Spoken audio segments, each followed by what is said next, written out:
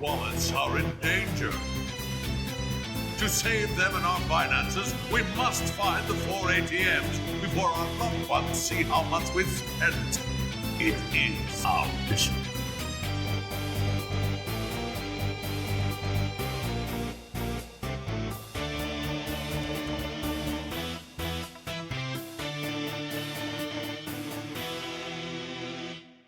Toys! Toys, yeah! Toys, toys, toys! So many freaking toys! Toys, toys, toys, toys! Techno wages his battle to find somewhere to display all his toys! No shelving space!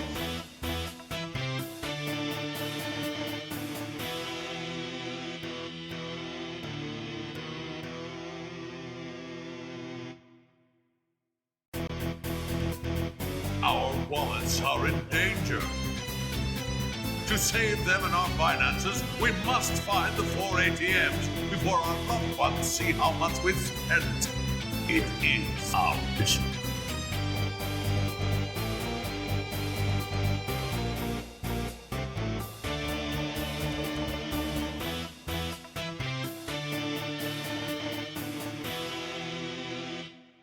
Toys!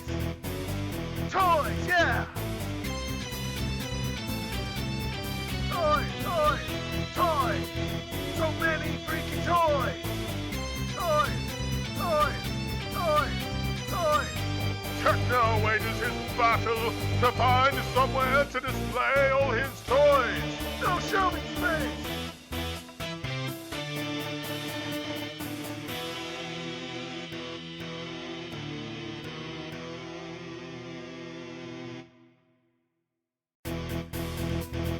Our wallets are in danger.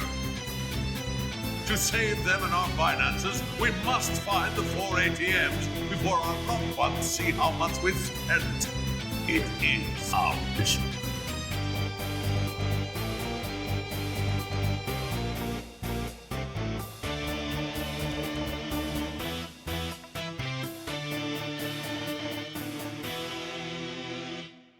Toys! Toys, yeah! Toys, toys, toys! So many freaking toys! Toys, toys, toys, toys! Techno wages his battle to find somewhere to display all his toys! No shelving space!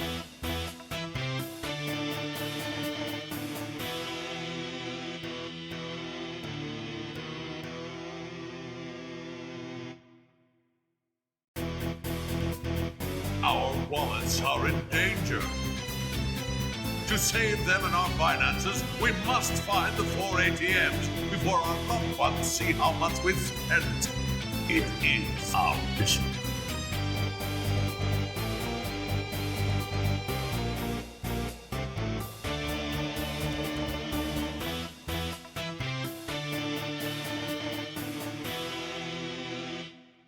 Toys!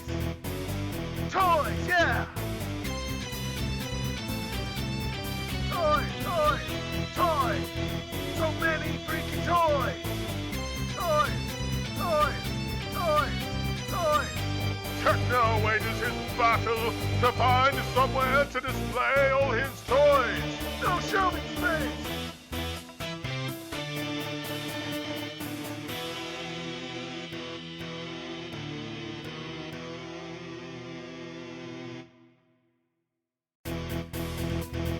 Our wallets are in danger. To save them and our finances, we must find the 4 ATMs before our loved ones see how much we've spent. It is our mission.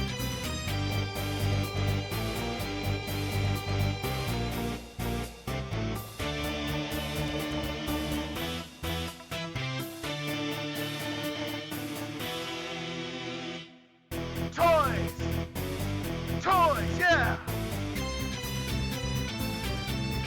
Toys, toys, toys!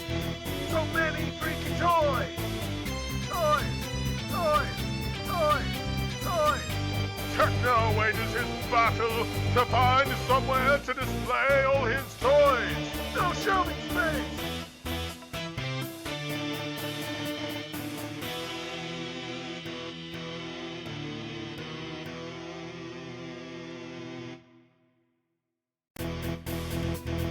Our wallets are in danger. To save them and our finances, we must find the 4 ATMs before our loved ones. Hello everyone, and good evening to you all. How's it going, everyone? How is it going?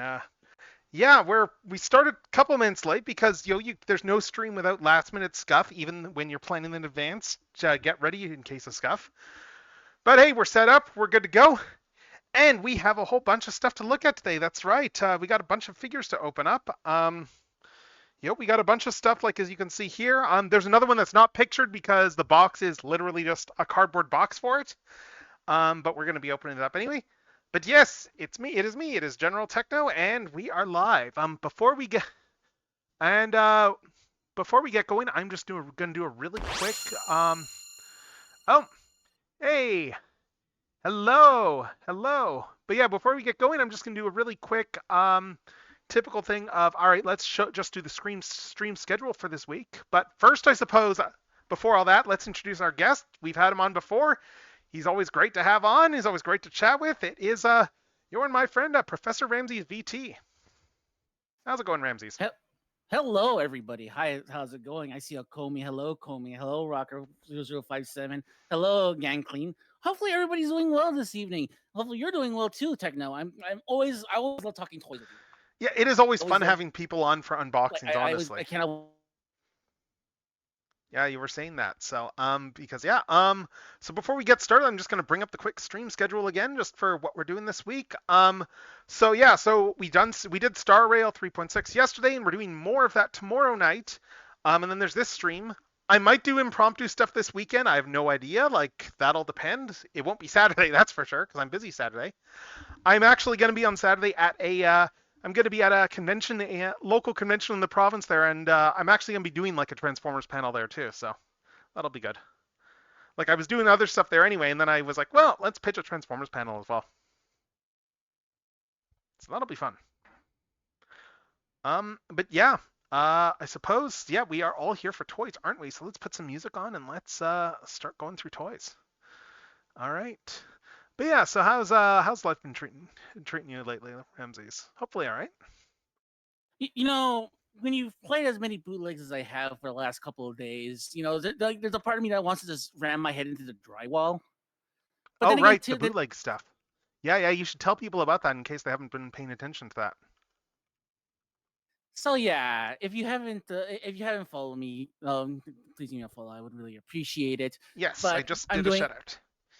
Thank you very much. So basically what I'm doing for like September is I'm playing a lot of bootlegs. I played a game yesterday where I literally had to delete the entire VOD.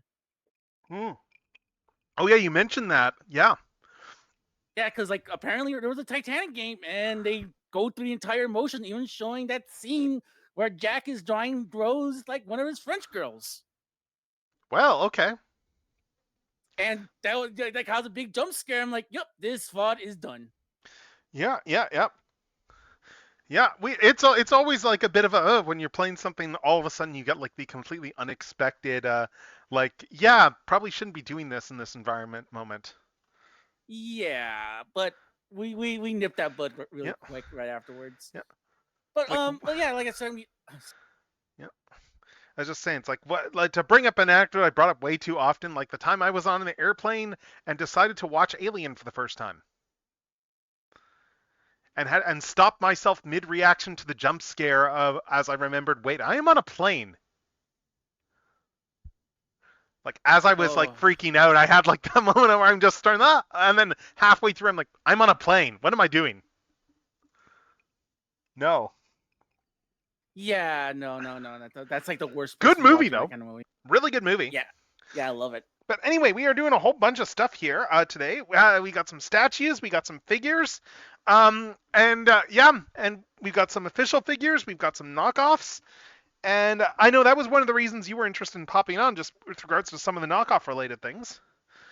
Yeah, because I actually did pick up my Babby's first quote unquote fourth Yeah. party.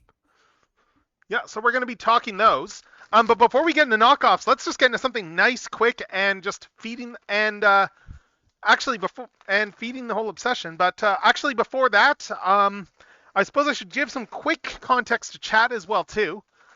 Just in terms of where we're going, for what the connection is here, what I'm doing, all that sort of thing. For those who aren't familiar with Transformers stuff, to give a really quick history lesson here. So, God, was it 2019 that we got? Was it 2019 or was it 2018 that we got Gridman? How old am I? 2019, I believe. Was it 2019? Okay, I remember when I'm just trying to remember. Yeah, I guess. No, it must have been late 2018 because I'm remembering when I watched the finale, and I started growing my Eggman mustache in 2019 before the pandemic. So, and it was the holiday before that I remember watching the Gridman. I think I watched the Gridman finale, but it's been too long in any case. But anyway, within one episode of the show, it's a Studio Trigger anime. It's a sequel series to the 90s. What's the whole Gridman the Hyper Agent series there? Which was a live-action tokusatsu spin-off of Ultraman. So what happened though was within one episode, all the Transformers fans realized that they recognized the animation models. Because all the character designs for the main cast were all based off of different Transformers characters, specifically characters from the Shattered Glass franchise of Transformers, which is a mirror universe where you have evil Autobots and heroic Decepticons. And the main antagonist of the series was Optimus Prime-based character called Akane Shinjo. And in my folly of the time, I had a moment when I saw that. I went, oh, this is cool. And then I made the mistake of looking on BBTS and going, oh, hey, so the Masterpiece Shattered Glass Optimus Prime is actually on sale. Maybe I should buy one. And that set it off. That set off a long, long dark road that now has has resulted in me buying dozens of figures. So with that said, let's get into it. And let's start out with this plush here of the Gridman universe design of Akane Shinjo. They actually did do a plush of Rika as well. I am saving that for a later stream. Yes. The Bayformers ones were the Neon Genesis high school students there. Yes, and there was a bunch of other nods, like in the episode where all the different students start going missing. All of them are all based off of different. They're all based off of. What was it? Was it Takatoku Toys things or whatever there? And they're referencing the fact that they all kind of went under, if I remember correctly. Like, it's Trigger. They're nerds. They are nerds. Correct me if I'm wrong there, Ramses. So if you had known better. I'm not really that versed into it. I know that they. As a matter of fact, I was gonna ask you. It's like, is it confirmed that they said that like that like Akane Shinjo and all those characters were based on the Shattered Glass stuff? Because like I've always been. There's never been any official confirmation as far as I know, but look, Yuta's shoes are straight up Cliff Jumper's boots.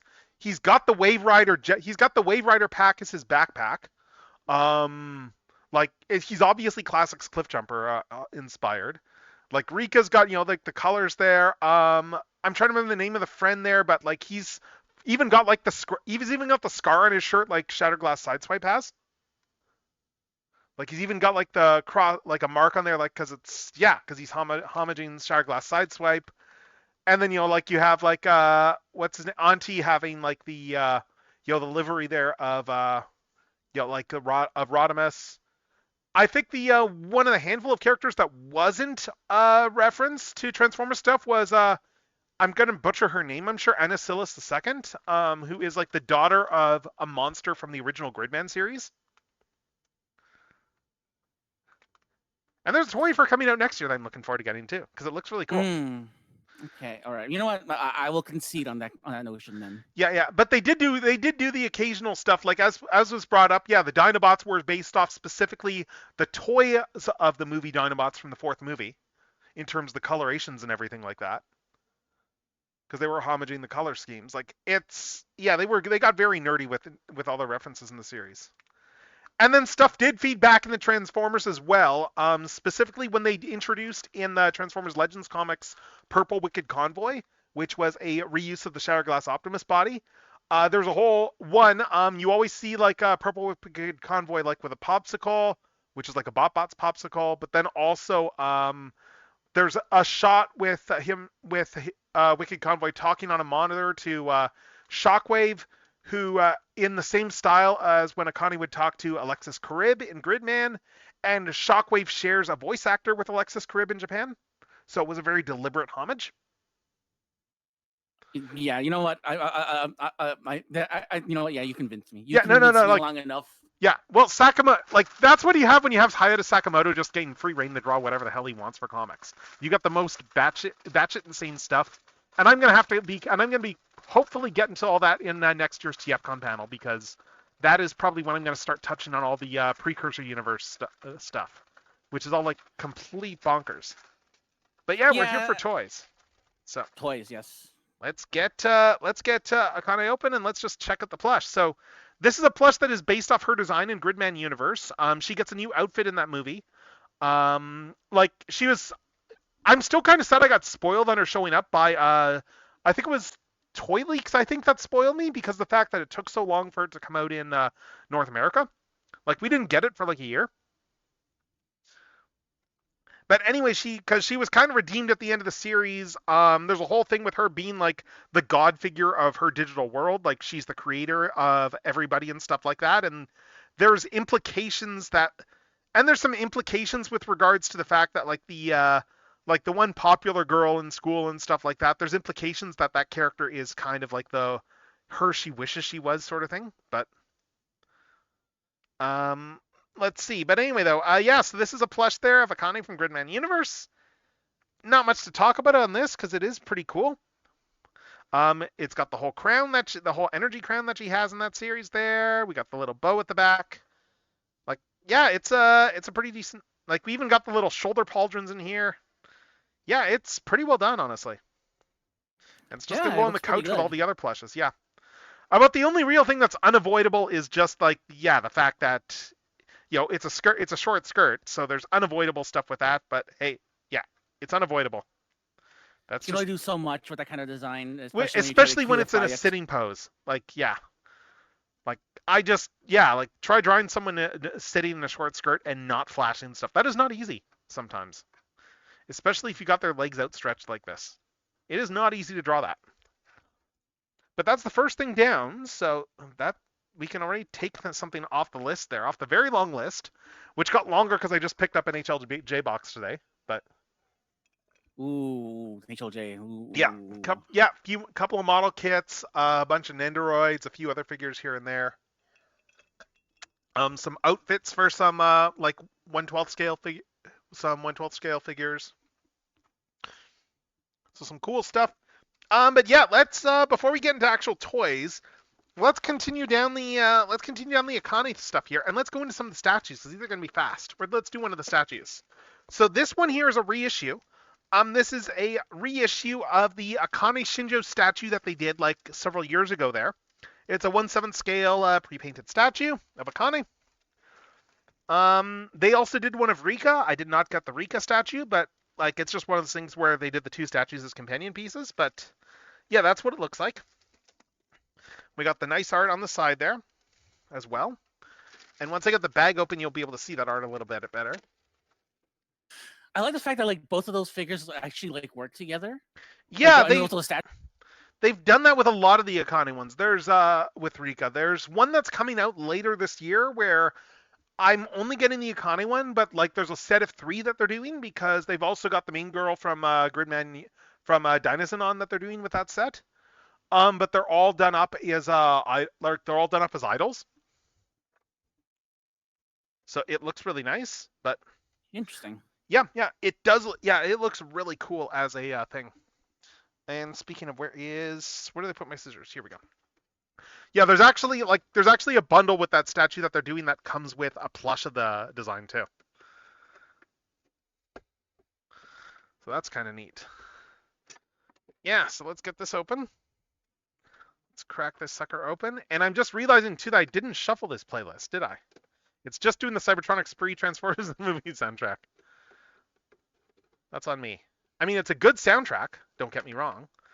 I was gonna say, like, I don't think there's anything wrong with this. No, let's there run is with it. absolutely nothing wrong, and I'm gonna go hit the shuffle button right now, just so it does shuffle. But there, now it's gonna sonic shuffle. But yeah, I just wanted a little bit more variety though than just the one song over and over and over and over. Sorry, I guess not the one song, but the one album. Just going down that whole list. Like I've got so much in terms of Transformers OSTs in here, so. So getting this statue out. You can see it right there. And what better way to show off a statue while I'm thinking about it than bringing in a turntable. Wow, this is very elaborate for a statue. Yeah, I mean, may as well. Like I've got this thing. I may as well use it. I'm saying that it comes with so many pieces. Like it comes with the desk piece and like all the other things. It's like wow, it's just, Oh yeah, they've gone all they went all out. Oh yeah, I guess there's some assembly here, isn't there? I'm gonna turn off this thing then just while I'm doing that, so I don't do that. But yeah, wow, yeah, you're right. I'm just looking at this. Yeah, you're right. There is a bunch of stuff. Like the shoes are like on their own there too, and it looks like I think the legs might be their own piece. This is interesting. So let's get this thing open. Yeah, because I think like I was seeing from the packaging, I think you can give like kind of like different options with their shoes and everything like that. Like, they went all out. It seems. Yeah, I didn't. Yeah. I've not looked too closely at the packaging on this figure, I will admit. So let's see what's all in here. I don't know where I'm putting it yet. Still, I kind of need a third shelf for all the like my Iconic Shinjos and Shekglass Optimus Primes. Like that's a mood. That is a huge mood. Yeah, right and the first shelf, like to give context, one of the shelves is a Detolf shelf, like as in like one of the shelves in a Detolf, and the other one is like a row on a Billy bookcase. So yeah, it's not like they're small shelves or anything like that. Like the Billy one, like I full on have like that Fans Hobby, the whole Fans Hobby, Optimus Prime that they did there, the Master Force, what's its name, the God Jinrai repaint that they did. Oh, and I hit BRB by accident. Sorry, that was on me. I hit the button on my thing. So yeah, so we got a desk over here, I think. We got an upper body. It looks like. Let's see. We got a bunch of stuff here. We got our bag. Oh yeah, and Yen. I mean, this like the bag actually makes it like incredibly obvious that this is a Shadowglass reference. You'll see that in a minute. We got a bunch of stuff here. We got the shoes. Let's pull everything out, and there's a juice box as well too. I think it's a juice box. So let's put all this stuff down. And let's start putting this thing together. So we got the base over here. We got the statue base there. Looks good. Looks pretty good here. And then we should probably do the desk next. So we got this desk here and... Oh, interesting. Does this not actually dock on? Interesting. I'm just trying to figure out if there's a way for this to actually attach onto the base, because I don't see any attachment points. Huh. Is that a... Huh. I'm just looking to see if there's a... Oh, there is a little booklet in here. Let's look at this I here. was gonna say, is there like another piece you would need to like put it in before? Like, you would need to put like the bag down or something like that? That's a good question. Oh, nice. The Kotobukiya Megatron. Oh yeah, those are good. Those are good statues. I have the Starscream and I have the Bumblebee of those statues. They are very nice statues. Oh yeah, here we go. Okay, yeah, it's just showing you can attach these by putting the bases together. Like you can see here, like the Rika base is a bit smaller and it just like interlocks in. You have the shoes there. There's a peg on a peg. Oh, that's why they did the shoes that way. Okay, because like it's set up so that the shoe is just like hanging off her foot. Oh my god. Oh my god, this is a foot fetish statue, isn't it? I didn't say anything. See, I just thought it was a cool. look at these sorts of things and go, oh, this is a cool design. I don't think anything through on this. But yeah, there doesn't look like there's actually anywhere to clip this in. So keep that in mind with this statue. There's nowhere to actually clip this in. You can kind of rest the desk in against this groove over here, it looks like. But yeah, it doesn't actually peg down or anything. Huh. I guess I think they want. I think they want you to have like both the statues so you can use the bottom base, and I think you can just use it without it if you're not. I gonna pick guess, up yeah, both. you have the option to do it without the base. We got the bag over here, and this is where it's going to become incredibly obvious that this is a Shattered Glass reference, because take a look at the bag. Okay, I never caught that till like right now. Oh Yeah, my God. that's always been on her bag. Like, it's on other figures and stuff there too. But it's like, oh, not just that, but like the passbook that she gives Rika at the end of the series there, like like the for a train passbook, it full on has a matrix on it. Like the I need to sit down and watch this. Like, I need to sit down and watch it again because I think the last time I watched this, I got out of surgery. So I was just powering through the entire series, and I was like, maybe I should watch this when I'm actually a little bit more conscious. To be fair, if you need someone to watch that with, I have not watched the series in years, so I would be game if you wanted to do some sort of a watch along, just for the sake of yeah. We got a little statue here. We got a little kaiju statue, because like she makes all the different kaiju designs in the series. So we got this little dragon kaiju here.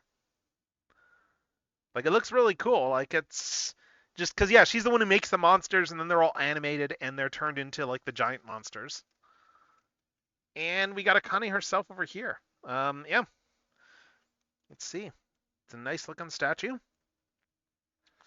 You know, it's got all the standard stuff you would expect. It's got it's funny, we never actually see her with her hood up anywhere in the series, even though she does have a hood. It's easy to miss that. Like, she only ever has it like, like partly zipped, unzipped sort of thing. But yeah, it's a really nice statue. It's a good likeness. What all? What else is there to show? Like the sculpting on the skirt and stuff is really nice too. Just for getting all the folds in there. Yeah, I was going to say, like, the detailing alone just looks incredible. Yes, like, yes. Again, and if there's one thing I like about Trigger is that they know like how to really make a character expressive with their designs. Yes. And actually, we're talking about Trigger and designs. I'm going to take another minute again to just look at this desk and rave, because I don't know if I don't buy a lot of like these types of things, but look at how much care they put into the desk on this figure. Like, look at how much care they put into making like a school desk. I'm sure we've all had one of these desks at one point. I like it has like the hooks on the side. Yes, like the hooks. Bag. That's the thing that's really I'm really finding nuts. It's got the bag hooks. And yeah, you can actually do that. You can actually hook the bag on there. That's cool. It will stay. But just like, even just that you look at it, there's weathering on the metal on this thing too, just to indicate that there is some age to this statue. It's really cool. Not just that too, but it goes with that piece on the bottom as well. It could come off from like that part of the yeah, kind of that blew off. So yeah, so we can just put her up on the desk like this. Again, there's no way to actually peg it in, so you kind of just have to go by ear. I guess you could just I'm just trying to figure out what the best pose is. Like, it's a little bit of a negative, I would say, that there's nowhere to actually peg anything in on this thing. Like, so you kind of just have to set everything up and trust everything looks good.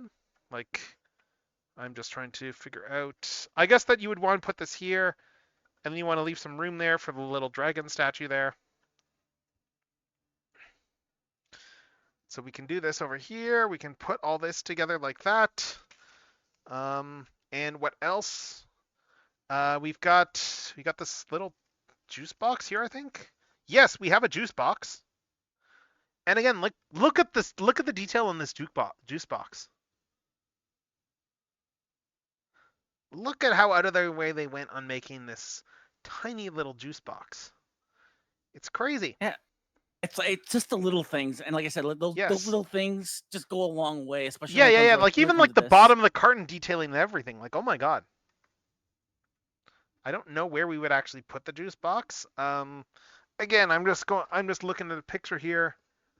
They don't even, I'm just looking to see if the juice box is even on the. Okay, I see. In the artwork, that's why. Okay, because in the artwork for the box, that's where you can see it. In the actual artwork, the juice box is just sitting off to the side over here. Like I guess you just put it like I don't know, like this. I don't know, but it's just like sitting there. So we got all this stuff here for the statue. The juice box just fell. Let's put it back up. Yeah, I guess we can put the dragon statue there. Do the juice box over here. And then, of course, last but not least, we have the shoes. Because yeah, she does have. They're not going to slip in. This one here is this foot.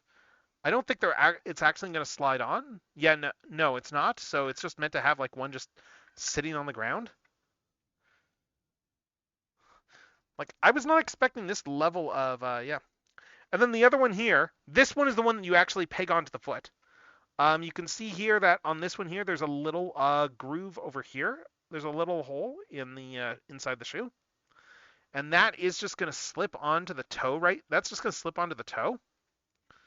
Yeah, that's just going to slip onto this toe over here, and that is just going to clip in, I believe. Let's see.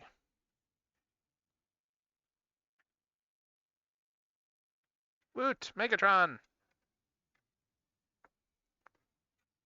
My other Transformers Oshi, Beast Wars Megatron. The original one. All right, so that is the statue. I'm going to take this off the hook and put it down here just to make it a little bit more visually interesting. But yeah, let's see how this statue looks in action. Tilt this up a little bit.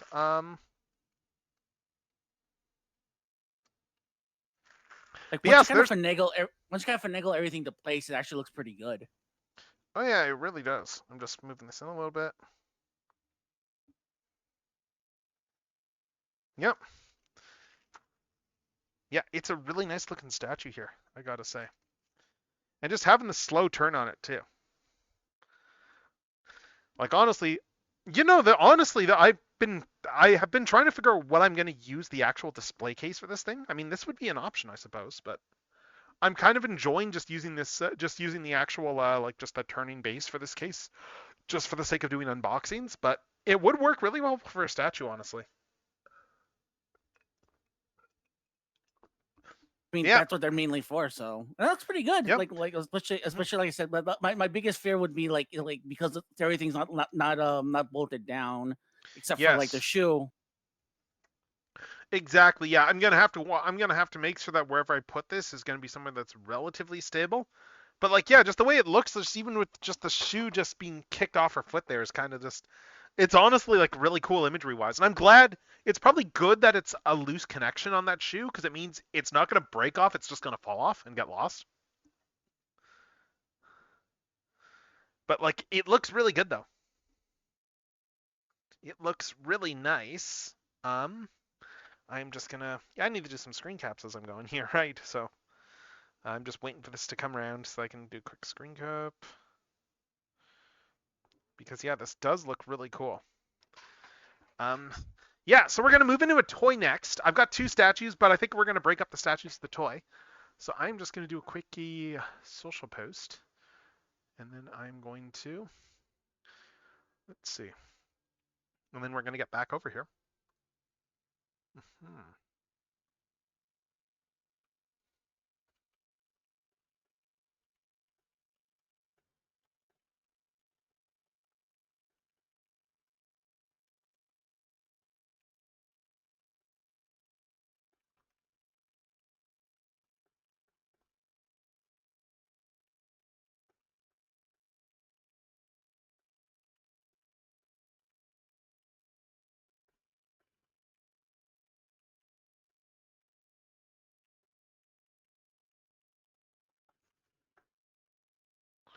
Right, let's see.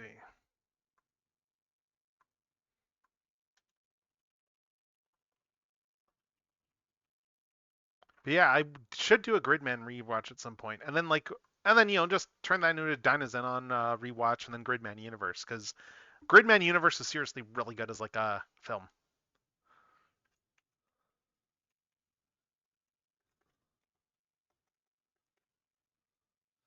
Like, I'm guessing you probably haven't seen either Dynazenon or Universe.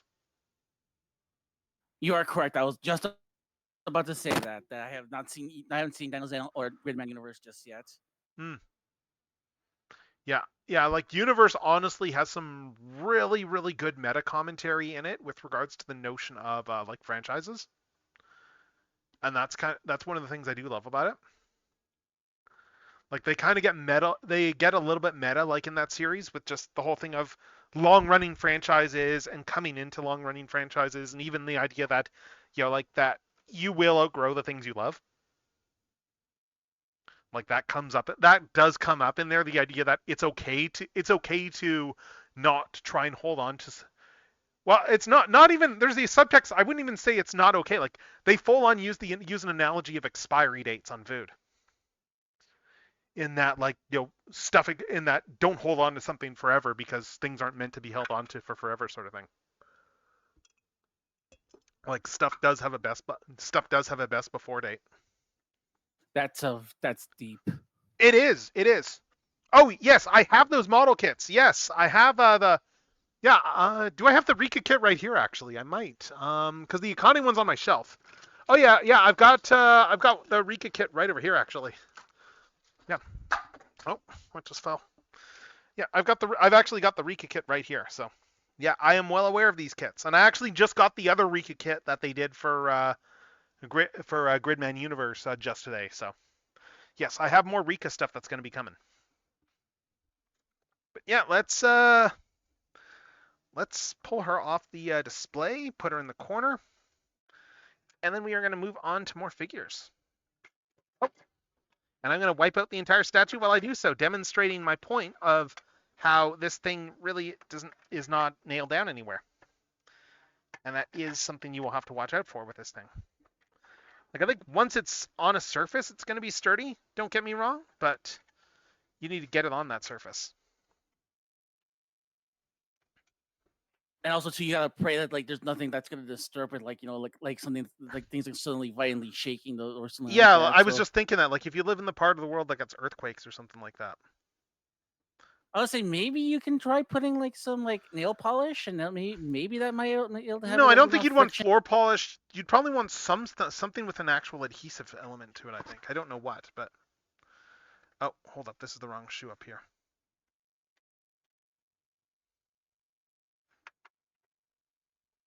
Yeah, I think you'd want an adhesive of some kind.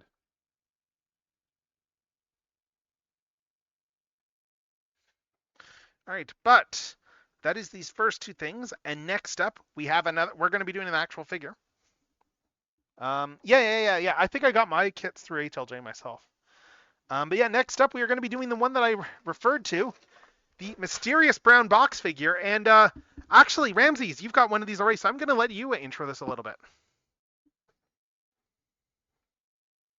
Oh yeah, I do already have one of these. So yeah, no, this is a quote unquote a um fourth party Commander class Optimus Prime. Do I dare ask which one it is? Well, there's a theme to this. I will give a little bit more context though. So Commander Class Optimus Prime, it's an incredibly good Optimus Prime toy. It is a very, very good figure, and I've got the original Hasbro release right here. It is, going full on Studio Series 86. Like the Hasbro release has the trailer and everything. It's got a lot of stuff to it. It's a nice figure. The Hasbro one, which is the one I've got right here. It's got the rifle, it has the axe, it's got the trailer, it's got a matrix in the chest. Let's just get the chest open. Open, damn it, open. Oh, here we go. Like it has the full matrix in the chest, complete, with the whole like chamber, which a lot of things often omit. A lot of stuff often omits the full-on matrix chamber, like with this piece covering it. But yeah, no, it's a very nice Optimus toy, this figure. It's kind of a be-all and end-all to an extent. And it's so good, obviously, that it did get knocked off. What was the name of, what was the first company that did it?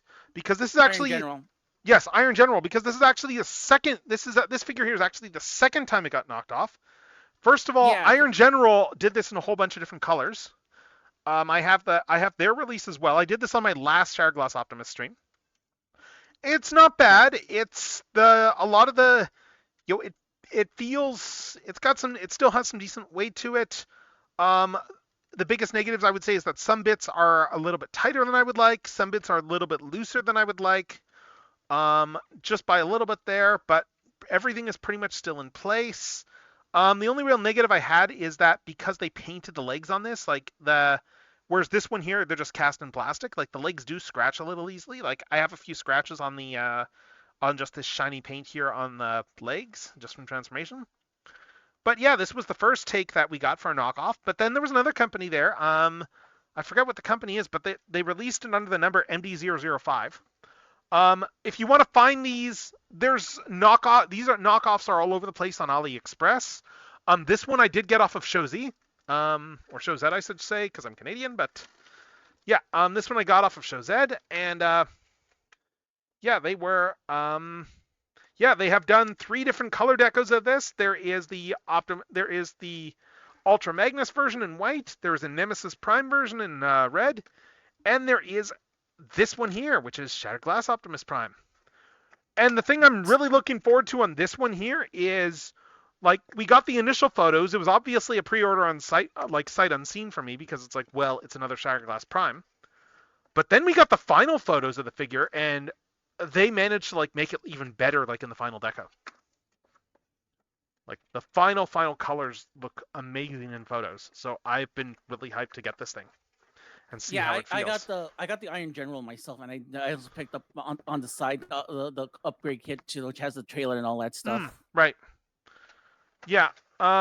So we got a smaller box inside here. I wasn't sure, which is why I didn't all I knew is that it had nothing on the box. So I didn't know what to expect when I opened it, which is why I left it in the shipper. But yeah, so we got this here. We got another piece of tape here. Well, lift it open. All the boxes. Yeah, and now we just get straight up into and I see some purple, so it is indeed the right color.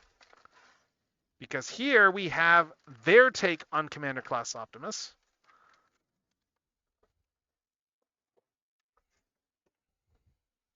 And this one honestly looks really, really nice. Let's pull this out for now. Let's pull this thing back out. Yeah, this one here looks very, very nice indeed. No disregard to the Iron General. I like I said, I have the Iron General. It looks really good, but I'm already looking at the details as it is from even the packaging. It looks a lot better. Mm-hmm. Yeah. I think the general consensus I've seen is that the Iron General one is the chintzier one of the 2 knockoffs. This is the one where with the Optimus mold, where when they first started selling it, well, it had all these extra parts with it too, and a lot of these parts are new for this release of the figure. Hey, Strideways, you're just in time. You're just in time for this sucker. And even the hand feel. Well, actually, this is interesting. Iron General does feel a little bit heavier. Huh. I think Iron General has a little bit of die cast in it, if I'm remembering right. I can't remember now. But it does on the sides. Yeah. But it definitely feels a little bit heavier than this one, which is interesting. But yeah, so let's just take a look at the different accessories in here too. We have a couple of laser blasts. We have an Energon axe. This is all stuff that the other one has too. Green Energon axe. We got a whole bunch of heads, and this is a new thing here. A bunch of these are just full on cloning the Masterpiece head, I believe. Because yeah, we have this battle damaged head over here. Again, I'm pretty sure it's just going off the Masterpiece's battle damaged head, because all their Optimus releases have these, this battle damaged faceplate from later in the movie. We have this one here. Again, I think these are all Masterpiece's heads here. We got the thicker It still has the little crack on it for shattered glass, but we also have like some thicker sides to the actual head. And then we have that seems like like more like like a season 2 season like late season 1 type of thing. And you say that, and that's interesting to bring up because this one is definitely the season 1 head. Like the masterpiece, this is like the masterpiece came with this head here. It's the season 1 head essentially. They essentially just shrunk down the masterpiece head on this sucker. And the antennae do move. And also like the masterpiece, it has a battle damaged side that you can just plug in there for display purposes. Oh yes, the classics mold is. I would love to get that one of these days. That is one of those figures that I do not actually own, and I would love to have it. But yeah, so just looking at this guy just out of the box here, he is a stunner. Also, the black the gunmetal black looks so good. Oh yeah. The black. I mean, the fact is that I'm pretty sure this is all black plastic as opposed to painted, so the actual durability is going to be better. But there's also a lot of stuff here, which is this one is directly referencing the aforementioned classics version of Shattered Glass Optimus as opposed to this one. This one here feels like it is going for a more modern Shattered Glass Optimus in terms of the deco. Like for instance, like it's got more of a greenish tint to the bit here, which is what Hasbro did on their Shattered Glass release recently, and just like the more gunmetal here on the legs and the waist and all that. And then it's got a bit of a lighter purple to it. Whereas this one here, this one feels like it's going much more for that whole look there of. Yeah, this one here is going much more for the look of the original classics toy here. Like just even the forearms actually is like a big giveaway. If you look here, like they specifically gave it black biceps over here, like the original classics toy had. Like that's a neat little touch there. That's a very fascinating detail right there. And obviously he doesn't have a spatula here, but he does have like a lot of detail. Like they put a lot of gold detail on the whole crotch area though going around. We got the little gold pipes painted on the inside here. Let's see what else. Yeah, we got. Sorry, I'm just trying to bring this out because his ankle seems like it's not tilting here. There we go. Yeah, we got like we got this bright green here on the feet, which looks really nice. Like. And then even just like the shade here that they used here is closer to like the original classics version in terms of this really like dark orange shade here for the windows. Like, and then just like this darker blue in general, like just the colors all darker, like just comparing these two, they really look very, very different as far as decos go. And oh yeah, this is a different head too. Interesting. Yes, I'm pretty sure this is the masterpiece head that on him right here. Like, cause look at like the thinness of the antenna. Yeah, this one here is the actual commander class head. This one here is the commander class head, and then this one here I'm pretty sure is actually I've got the masterpiece right here. Why am I speculating? Yeah, is this the masterpiece head? This is pretty much, yeah, this is literally the masterpiece head there. Well, no, sorry, it's not quite. It's got the different head crest, but like this one is definitely going much more for the masterpiece head in terms of the actual aesthetic. Like the Iron General is going more for like a 1-to-1 to the commander class. This is more like an a la carte of pretty much all the cool stuff that from the. Yeah, I mean, like look at all these look at all these heads we got. Like even like the battle damage. Yeah, like the battle damage one here too. Like, yeah, it's got like these giant antennae on it too. Like let's just see as well. I think that these heads are going to be just a matter of just popping them off the ball joint to swap. So yeah, we should be able to get this one on here. So if you want like a more grizzled battle damaged look, I don't know if it'll transform with this head because it does look, just because those antennae are a little bit taller, but it does look really cool. Like this completely mashed up faceplate here. This looks great. It looks kind of like how he looked in the early parts of the Skybound comics. Kinda, yeah. Kinda. I'm just putting the light here from my camera on over here so you can see like a little bit better from a lighting standpoint. Like, this thing looks great. And then we got this side bit here. That is just the wounded side. And you can see here we got a little tab here. It's just gonna clip into one of these existing slots. And it should just go over top like this. And there, now you can just give him his battle damage side. So he won't transform with it, but he can have it. Yeah. Let's just get this up here like that. What else? We got the standard rifle over here too.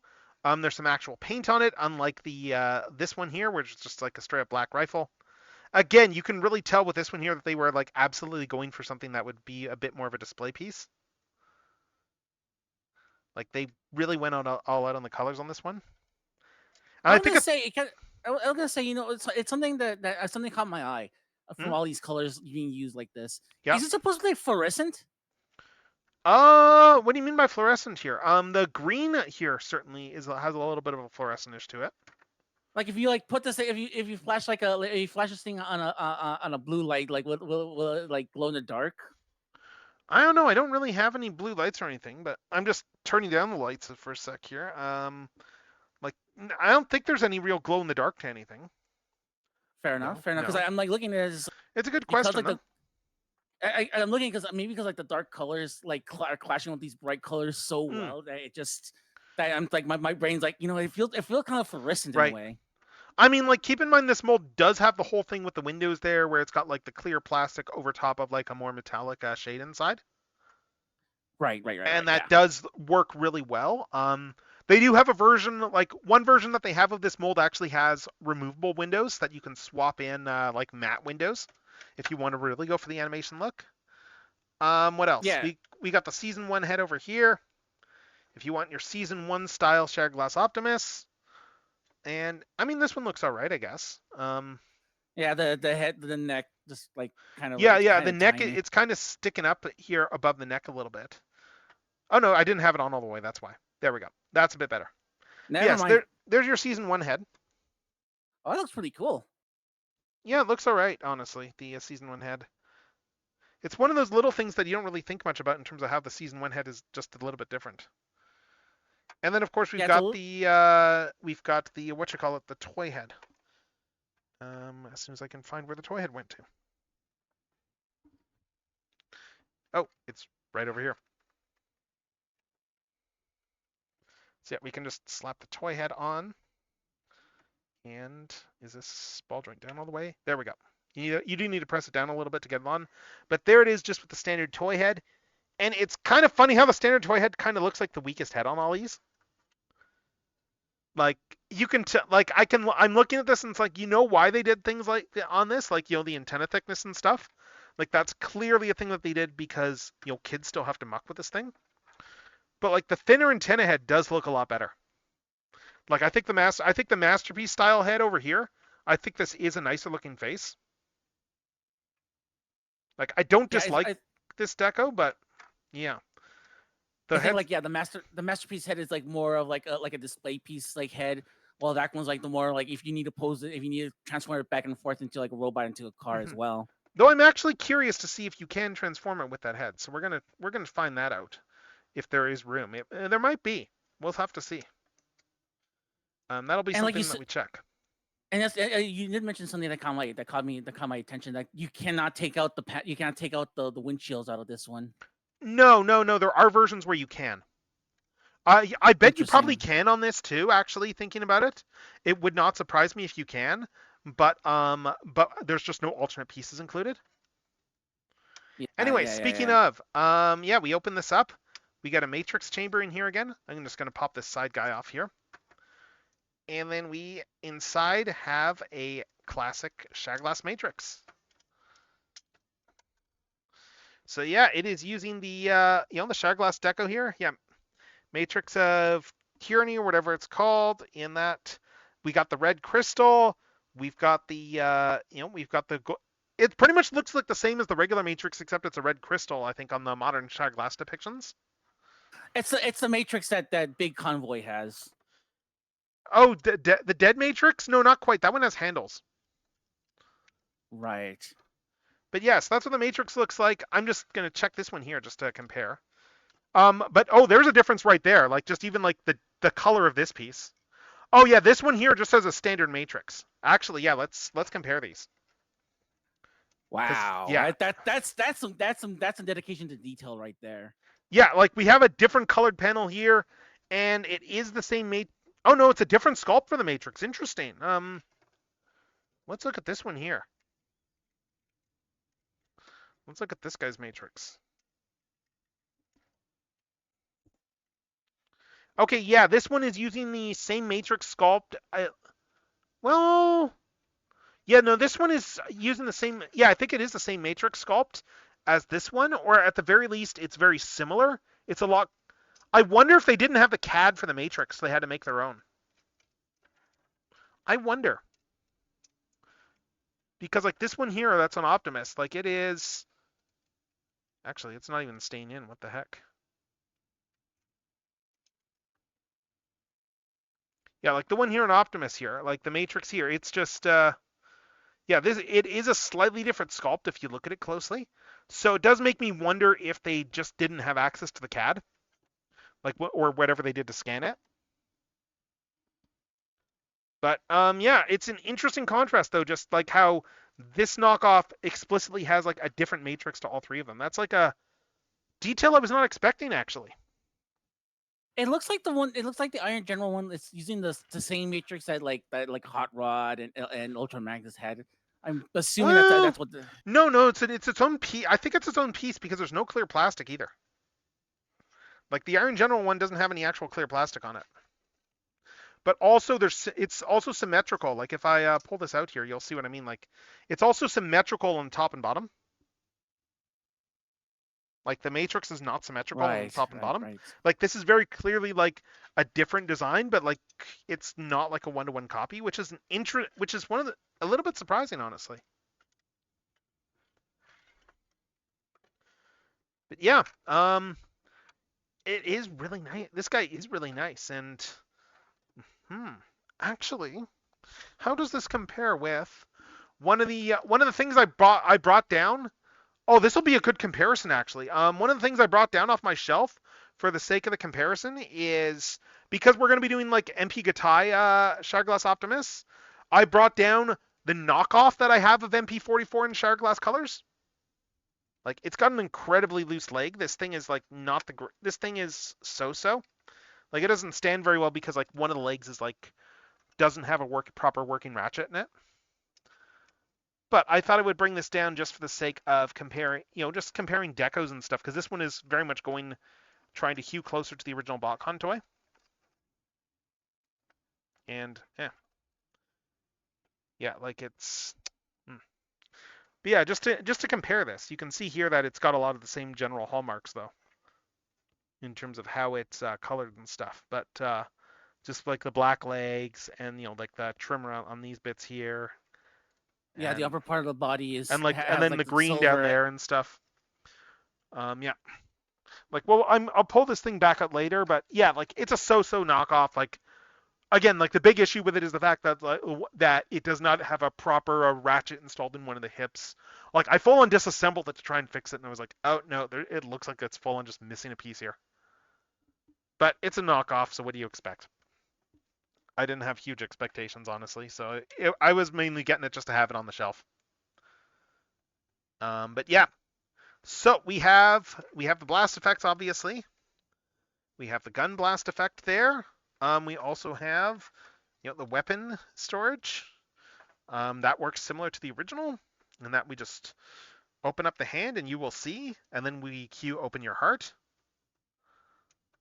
So you just put the hand in there, and then put this on over there.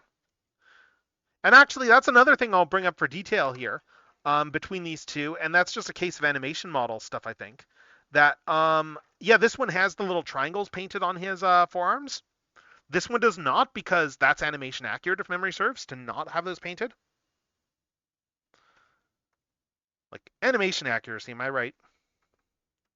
Yeah, it's like sometimes they'll have some paint details, sometimes they won't. Yeah, I mean, it's an they do the weird thing with like the G1 where it has like the pipes coming out of his arms. I mean, case in point, last night, so I finally saw photos of Mastermind Creations, their scrapper, like the final deco on their scrapper. I'm looking forward to getting that when that comes out. But what's funny there is I'd never noticed this before until I started actually looking into it.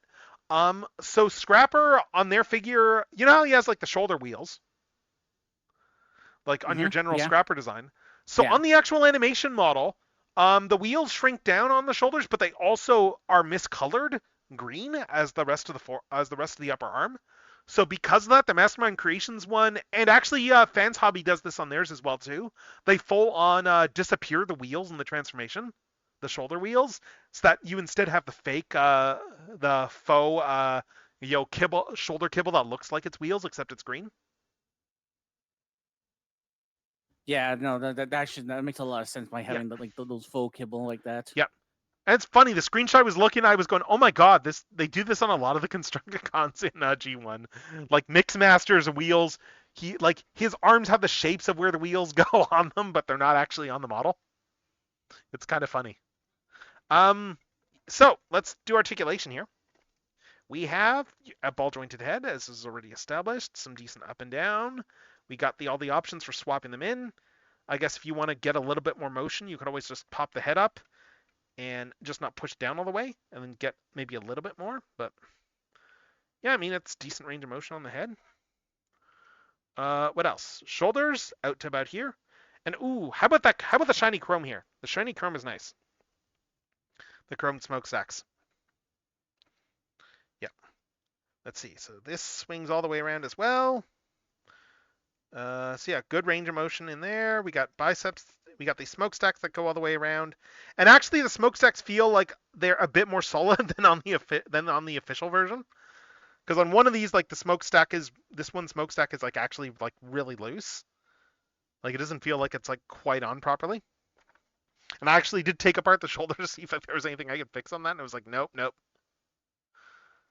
But yeah, what else? Yeah, it's crazy that these bootleggers are actually doing a better job than the official than the official things. It's crazy that within a year we have a high quality bootleg of this mold.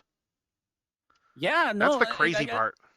Like yeah, like I said, I got the Iron General, and like yeah, despite like some of the complaints, I still love mine. Yeah, no, it's a nice figure. Yeah. But like I bet you this is like the Rolls Royce like right here. Yeah, we got 90 degrees motion here, and we have the same movement in the fingers, where we have double jointed fingers. Yeah, we got like a double joint here on the fingers, and then like on the thumb as well. Thumb is its own independent piece. I think the original, the official one did that too. Like, yeah, I don't think any of the articulations really changed. What else? We got a waist over here. Waist spins all the way around. I already showed this all opens too. Let's see.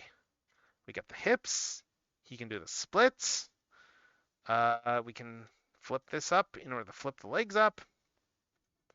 So hip skirts do move. The back hip skirt moves as well too, so you can go the leg back a bit as well. What else? We got a little more than 90 degrees range of motion here in the legs. So we can get him in a decent kneeling pose. Just standard, bring everything forward like this, and yeah, so decent kneeling pose, and then just fold the toe up like that.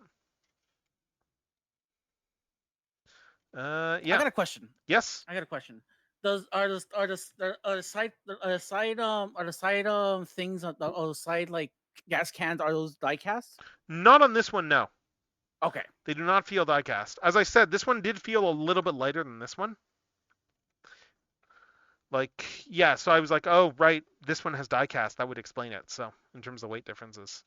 But yeah, still some good ankle tilt range of motion. And then, of course, we got the toes up and down. So, it is a good, nice range figure. So, yeah. Actually, before I do any sort of transformation, I didn't even put him on the spinner. We should do that. We should spin this thing around a bit, because why not? Let's showcase this baby. We're showing off toys. Let's show this off. here's something interesting. Like I had my complaints about the Mhm. Su Series 86 Commander Prime, Yep. and like one of the things that kind of caught me off guard as I have these bootlegs in my hand and seeing the figure now more closely, the official one. Yep. The one part that always cut the one thing that always turned me off from the figure was the big backpack. But Yep. now seeing it in person, it doesn't really bother me as The much. backpack is fine in person, honestly. Like, it's like the original MP44 has a little bit of a backpack on it too. And funnily enough, that's one of the things that this knockoff actually did do, because the reason MP44 has the backpack is the sandbox. Because that's where his sandbox is. Like, if I bring up MP44 right here, you can see that this one here has a little bit of a backpack to it too. That's entirely because that's where the sandbox lives. And on this knockoff here, they actually, because they cut out the sandbox, they were able to actually they were able to trim down the backpack considerably here, as you can see. It's entirely just to accommodate that sandbox block. That's why it's as big as it is. Yeah, but like I said, like in pictures, it just look kind of like the backpack kind of look off putting. But like now that I have it in hand and now that I'm looking at it more and more, it's like, okay, it's not as bad as I thought it was. No, you're right. You're absolutely right. It's not. It's honestly all right. So, and I'll have to faction symbol this up at some point. I've got some Shatterglass Autobot symbols somewhere, so I will be able to do that. But yeah. Oh yeah. I got also in addition to being my first illegal bootleg, not illegal, illicit reproduction. Let's call it that. Illicit production, yes, that's fair. Let's not call it fourth party. Illicit reproduction. I do not like the term fourth party. I have said that before because it is attempting to try and like third party as a term, like in terms of the actual origins of the term. The whole thing with third party is, I'm just gonna do that here, and I'm gonna go fill my drink while I talk. But third party as a term just means that it is a company that is not the original licensor, that is not the original owner of the product. That is it. It is a licensor that is making it, which is why there is both licensed and unlicensed third-party toys. Like for instance, anything that like 3-0 does, that is third party. That is licensed third party. They have paid good money to Hasbro to be able to use that license. YOLO Park is also third party. Blockies is third party. But yeah, fourth party is a made-up term that people made in order to make bootlegs sound more legit than they are. Yeah, so that's why I kind of like came up with the term myself of like just illicit copy of. So I think we should just run with that from now on. Though I think I should point out too that the term the stuff people started using fourth party on wasn't knockoffs of official toys. It was knockoffs of third party toys. Like, yeah, like a bunch of them. Like, there's been a whole bunch of like oversized KOs of stuff like Unique Toys as molds. A bunch of those have gotten like oversized knockoffs. Right. Yeah, I've seen some of those. But yeah, that's where the term originated. Is basically people who are like going, oh hey, it's a fourth party figure, so I'm not like, it's not like a bootleg, it's a fourth party. And I mean, like third party in itself is kind of rationalizing a way. Because it's contracting the whole, like unlicensed third party and kind of shaving off that part of the term. All right, so back to the point I was trying to get at. In addition to me buying the Iron General and all that stuff, I decided to also take my first dive into buying my first Toy Hacks stickers. Ooh, nice. So I'm gonna totally skybound the heck out of my Optimus Prime. Oh, that'll be great. And speaking of Optimus Prime and Skybound, like there's actually versions of this figure. Like you're getting one of the Iron General kits for this, aren't you? That there's a kit there to give him the Megatron hand. Yeah, no, the trailer that came with it has it. Yeah, I don't have that upgrade set with the trailer, but yeah, I am aware of that whole going on the offensive set that they did. Oh, it's not as good as the one. It's not the Killing Hand one. The Killing Hand version is a lot better. But the one that came in this set with the Iron General one, it's actually pretty good for what I paid. I paid for a grand total of, I think, $42 American with shipping. That's not bad. From AliExpress, and that's like including also to like Tardiffs and all that stuff. So it's like I kind of dodged a bullet with all that. Oh yeah. The tariff stuff is like God. I feel bad for all you American collectors who, like, not just Transformers, but American collectors of anything have all been screwed over hard. So yeah, no, I'm actually pretty lucky to get like Mhm. everything for like under $50. Yep. But like Yeah, at the that's same good. time too, it's like yeah, but that's why it's like I can afford like a little bit more just to Mhm. like pretty it up just a bit more. Yep. My Yep. figure. So one thing I'm noticing right off the bat is on these actual leg covers here, they feel a lot chintzier on the Iron General figure. Like just when I open and close these like leg covers here. Oh yeah. Whereas I'm looking at on mine. this one they feel a lot better. Like right off the bat. So yeah. That's good to know because like again that's not a you issue. That's also on mine as well. Yeah, and it's I've heard quality control is a little bit uneven and stuff. Like the backpack on mine is not very tight, stuff like that. Same Like on this, mine. yeah, like this backpack actually does hold in a little bit more when you, like I can actually like, yeah, I can actually like hold it a little bit. I need to put a little bit of force. Whereas on this one here, the backpack kind of just comes out. It doesn't really peg in. Yeah, no, that's exactly the same issues as mine. Hmm. That's why it's like, look for the pace for the price I paid for it, I don't mind. But since this is a Yes. little bit more expensive, I would expect them to do a lot to do a lot better, and I'm Hmm. glad that they're doing a lot better with this. Yeah. Yeah. And as I said, I know one thing I definitely like right off the bat is that because they did the black legs instead of the gunmetal legs, I don't have to worry about the paint scratching on the legs. Because the Shard Glass one is the only one that has that issue because the fact that that's the only one that has painted thighs on the Iron General ones. Like the others, if you notice, the others are just like the same color plastic as some other part of the figure. Yeah, so I'm just trying to remember if there's like something that moves out of the way. And oh right, I need to move these out in order to do this. Right. It's been a while since I transformed this toy, so I'm just trying to make sure that I don't. I'm just in that whole standard. Okay, let's not break anything. Oh right, that's why I forgot about that. Yes, it's because this guy folds out. That's why this. Right, I always forget about that. That the little tab here for clipping the legs together folds out, and that's why these do not go up all the way because the tab and the slot fold in, and that is still like a really cool touch. I really like that touch on the legs that you have the little tab and slot that fold in there, and that's another note here. Correctly assembled feet. I have the first release of the Commander class figure where they did not correctly assemble these, and they're in fact pinned upside down. The second release of this toy did have them fixed, but the first wave all had that assembly issue. I mean, assembly issues happens. Like Bone Crusher, like in the Constructicon set, there was an assembly issue on him. It's fixable. You need a decent screwdriver and just to open things up, but there is an assembly issue on him. And yeah, I think the big question I have is going to be, will the head fit? So we will find that out shortly once we get this entire backpack open. And I still love just how well this backpack accordions together. And so it's just how much stuff they all buried in this backpack. And ooh, rubber tires. These are rubberized plastic here on the tires. I don't know if it's rubber or if it's just rubberized plastic, but it is like full on tires like on these tires.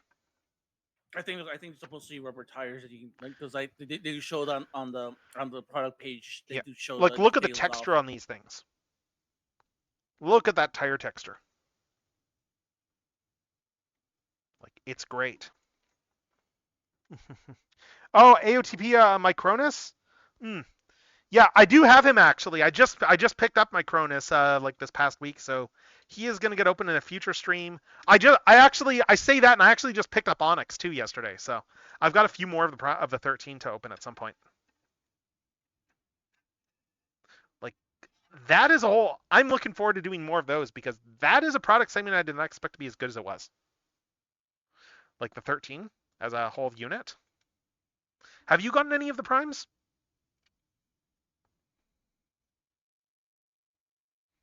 No, but I saw you open some of them and like I want them. Yeah, I'm just seeing if I can get this head to fit in. This is the big question I have. Will this head fit? Let's find out. This one, yeah, because So, it's but But yeah, I saw I the one I really love is Onyx Prime. That guy looks so good. Oh, he does. Yes, yes. Yeah, I've not messed with him yet, obviously, but like, yeah, like a friend of mine who has is like, saying it's like he had some criticisms. A friend of mine like who did get him, but it was like very much a like I think he was like he wishes the beast legs were a little bit better, but and it is looking like though I suspect that I'm not going to be able to leave the head on for transformation for this head. I will just know I'm just confirming that right now, but unless well no maybe hold up we might be fitting because I need to get this panel flush in order to get that to fit. So and this guy needs to come all the way around like that. Well, we might actually get a fit out of this if we turn the head this way. Let's find out. And speaking of, like, it's amazing how much stuff this guy does in its transformation. In terms of just like the way that the waist comes apart and everything shifts, and just how it just completely vanishes the wheels on this toy is like still amazing at this price point. I mean, it better for the price you're paying for it, I suppose, but it better be doing some fancy tricks. But it's still really cool that it's doing the fancy tricks. Yeah, and what I appreciate it looks like there's a lot going on, but it really isn't. Yeah, and and I forgot to mention the butterfly joints too, of course, because they're all the butterfly. Yeah, because that's something I will note compared to the other knockoff there. The butterfly joints actually lock in. Like I'm guessing on your Iron General, these butterfly joints do not lock in.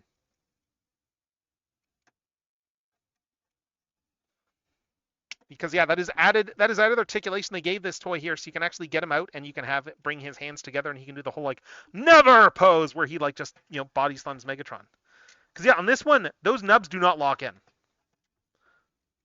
Like there's a little bit of friction, but they really don't.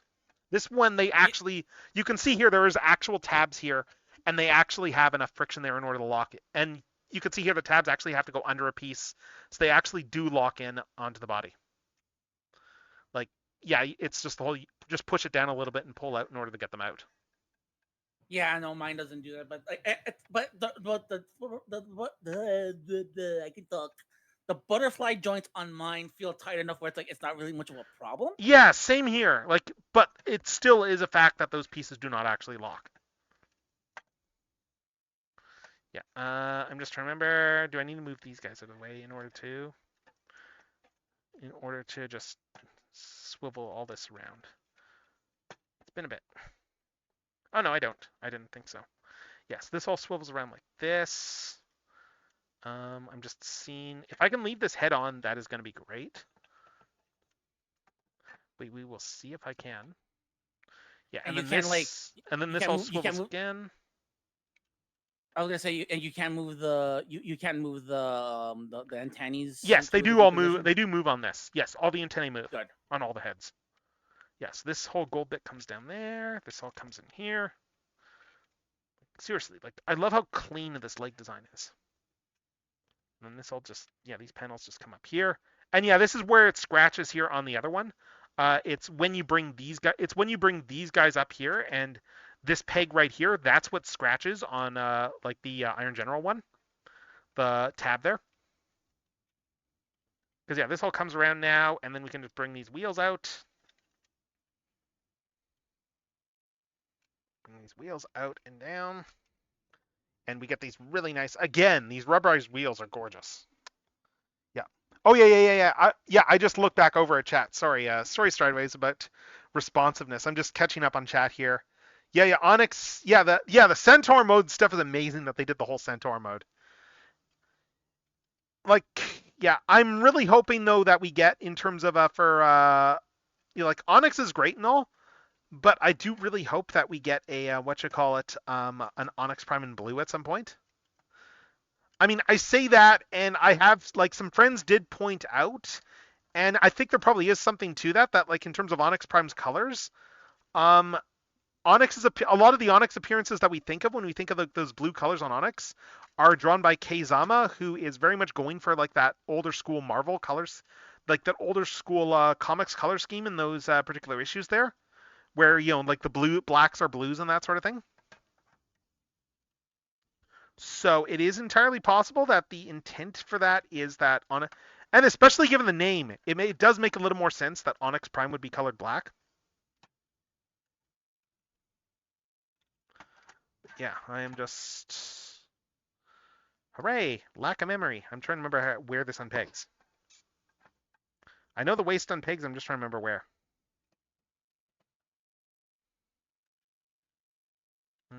Yeah, we got this panel here. I'm just in that like abundance of caution. Let's not break the thing mode. If you know what I mean. How does this guy do it? How's the official toy do it? I cannot remember for the life of me how this waist telescopes up. All I remember is that it does. If I remember correctly, I think like the whole entire like the waist part can come apart from like there's a peg on like the side, I believe.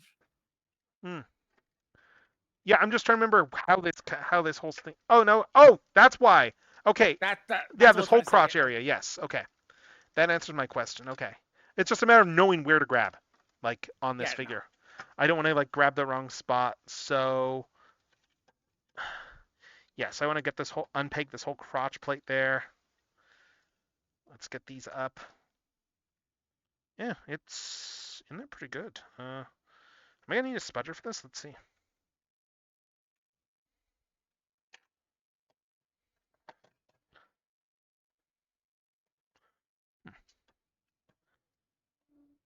There we go.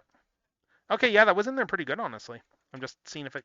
Oh, it's a bit easier the second time now. I think it was just tight because of the paint here, because we got all that gold paint in there. I think it was probably a little bit stuck because of the paint. But Yeah, now that I makes got it sense. out, it's fine. Now that I got it out, it's moving fine. So yeah. So we got all that there, and then yeah, what else? You have the head flips down. This whole guy.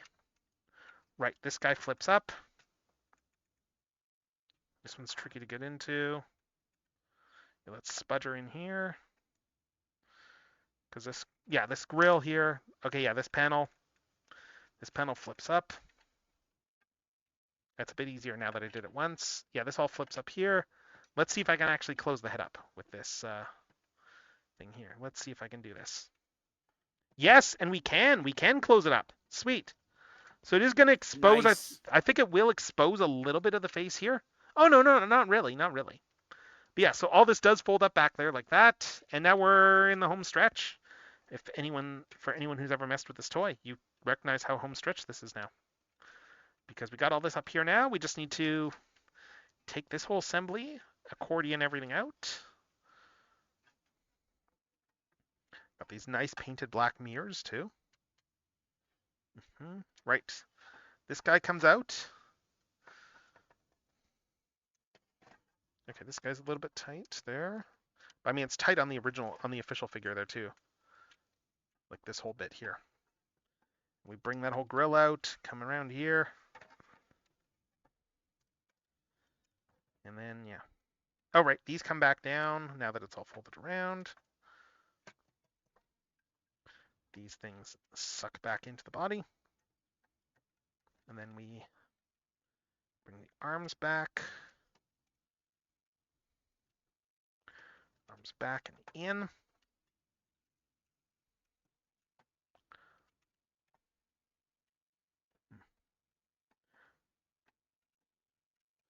God, this album is still a really good one there for movie stuff. Like, this is the acoustic album that Vince DiCola did. Where it's just him doing his Transformers the movie soundtrack, but like acoustic. It's great. Interesting. Yeah, it's a good listen. Like, yeah, I picked this up off of him like when he was at TFCon one year. Because he was selling these. And speaking of TFCon guests, let's acknowledge for a minute there the sad passing the other day of Ron Friedman, who wrote Transformers the movie. And many other things. Like, he did a lot of stuff for G.I. Joe, for instance. I think G.I. Joe contributions. He probably did more for G.I. Joe than he did for Transformers, realistically, contribution-wise. in terms of like for writing for the cartoon. But like yeah, like he was a regular guest at like he did a bunch of TF cons. And yeah, like everyone who's spoken, I never really interacted with him much myself, but everybody I know who has like nothing but great things to say about the man. Like apparently the man was great to talk to. And like 93 years old, that is a good long, that is a really good long career there. 93 years old. Yeah, I love to say Good it's like long life. 93. That 93 is nothing to sneeze at. So like Yeah, like that, he that, survived by daughters and stuff too. And I think the part that I found most fascinating about his life story, and I need to buy his book. I should buy his book one of these days because that's probably not going to go back in print now. Because he did do a book, and I believe it's like I'm trying to remember the name of the book, but like the title of the book. Optimus Prime. Yes. I knew it was something to do with Optimus Prime's death. Yeah, he full on put that on his book title, like cheeky as hell. And to his credit, he was like one of the people like. I mean, he wasn't the only one. Like, pretty much all the animation writers were like, "Are you serious?" to Hasbro when they were like, "Yeah, kill off Optimus Prime." Because all the writers got it. All the writers are actually understood it. The marketing people did not. Yeah, that I remember that's a story I remember hearing often that he was he was one of the more vocal about doing like saying no, don't kill him off. Yeah. Like, and I know like the whole like a lot of the death scene stuff. Like Flint Dilley's taken some credit for like the way a lot of the guys, the whole Charge of the Light Brigade stuff there. Although like the way they went out. Although Flint Dilley though, while he does get credit for that, like who he credits for that personally is actually Frank Miller, because him and Frank Miller go way back. And they were chatting about, and 300, and the original 300 Spartans movie, of course, had come out around that time. And as we all know, that movie was one that Frank Miller continued to be obsessed with for the rest of his life. And yeah, and then and there was a whole thing there where I guess Miller was like, "Yeah, I'll do like 300 Spartans." The whole thing that's like the whole dramatic fall sort of thing there. But anyway, though, here is the Commander Class Optimus in his vehicle mode. It pegs together pretty well. Like it felt, honestly, it feels very solid. I would not be able to tell this was a knockoff at a glance, especially with little details like the rubberized tires and everything like that. Like it looks very good here. Like I really like it's got that proper Shadowglass deco to it. It's got like like the black grill, but black lights, those orange windows. Like it's a proper classic. It's weird to say classic, but it is a true statement. It is very much a classic take on the original Shattered Glass. And I got to say it's classic because the original Shattered Glass toy is now. God, why am I doing the math on this? Why am I subjecting to that? That toy is 17 years old now. Like that original Shattered Glass Optimus. I'm trying to remember if the gun pegs on in this mode. I don't think it does. I think you need the trailer for pegging the gun. Yeah, I think everything just fits into the trailer. Yeah. But we can show this off on a whole spinny bit though, and we can do it like really nice and pretty because that's the advantage of having spinners. You can just do everything really nice and pretty. And we can get this really cool visual like this here. This is one of the things Yep. One of the things I appreciate looking at it, looking at this, especially looking at the deco, I like that that it just looks like this, like it's not just like this, that it's primarily purple, but the colors break it down really well. And I really like that it's the more desaturated purple and blue there as well too. Like especially the blue. Like the original Shattered Glass toy had a very desaturated blue on it. And this figure, that is one thing I will criticize with it, that it's not really that desaturated of a blue. It's a much lighter color scheme. Like this one, you can tell that the people who are doing this one put a lot of... You can tell that of all the different releases, this is the one that they probably put the most care and attention into. And it's also the one you kind of needed to, because like Ultra Magnus, whatever, White Prime. Nemesis Prime, whatever, Black Prime. This one, you got to get like the purple just right. And anyone who's messed with purple knows how hard it is to get purple just right. Oh, yeah. I mean, hell, I've got like multiple Lugnut Supremes, and there's only one of the Lugnut Supremes I have. Like, there's only one that I think has the right purple, and like that's the expensive one I got, and I'm pretty sure I know which purple that is. Oh no, I have it written down which purple, but I think I can actually get that purple at Games Workshop. So sorry, not Games Workshop, but like the Century Box, like the nearby, like the local hobby store that sells a lot of tabletop stuff and everything like that. Like I was there a few weeks back and was like, oh my god, this purple is exactly what I need. Which is good Yeah, because I no, need to replace Tamiya's because you can't buy those in Canada anymore.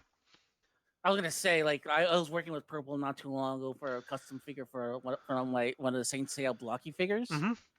And it's just like, yeah, this guy's like, oh, like a weird shade of purple, which is not quite like a pink, but it's not quite really purple. So Mm-hmm. it's like it's a balancing act of like, okay, how much more do I need? How much more Yes. white do I need and stuff like that? So it's like, yeah, to get it right like this is very impressive. Yeah, no, like, I really like they specifically went for trying to match the original BotCon toy, and it makes me sad I don't have that toy to compare. Because when I saw like people doing actual comparisons and looking at the deco and stuff, it really felt like they were very specifically going for that as opposed to other releases. Like the Hasbro Shadowglass Prime, I'm sorry, but it's the wrong purple. Like the Voyager one that they did, it's the wrong purple. Like his purple is not supposed to be that blue. His purple is supposed to have like a more of a reddish tint to it, like this one does. All right, so let's toss a few picks up here, and then we're going to go into the next thing. I'm just making a quick blue sky post as we go. Let's see. And this one was the M. Yeah.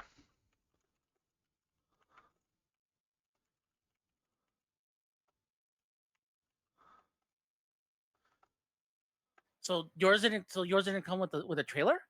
No, the trailer's only with the red one. They didn't do the trailers with the other releases. The other releases just have Interesting. that tray, yeah.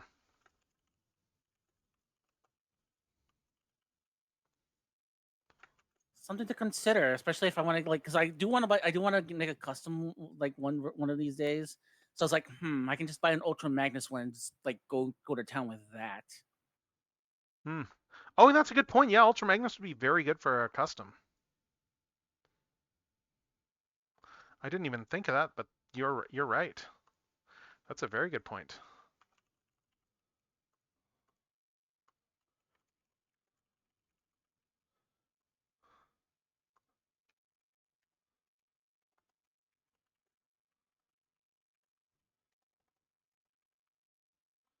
Let's see. Like I really like I can transform it with that other alternate head though.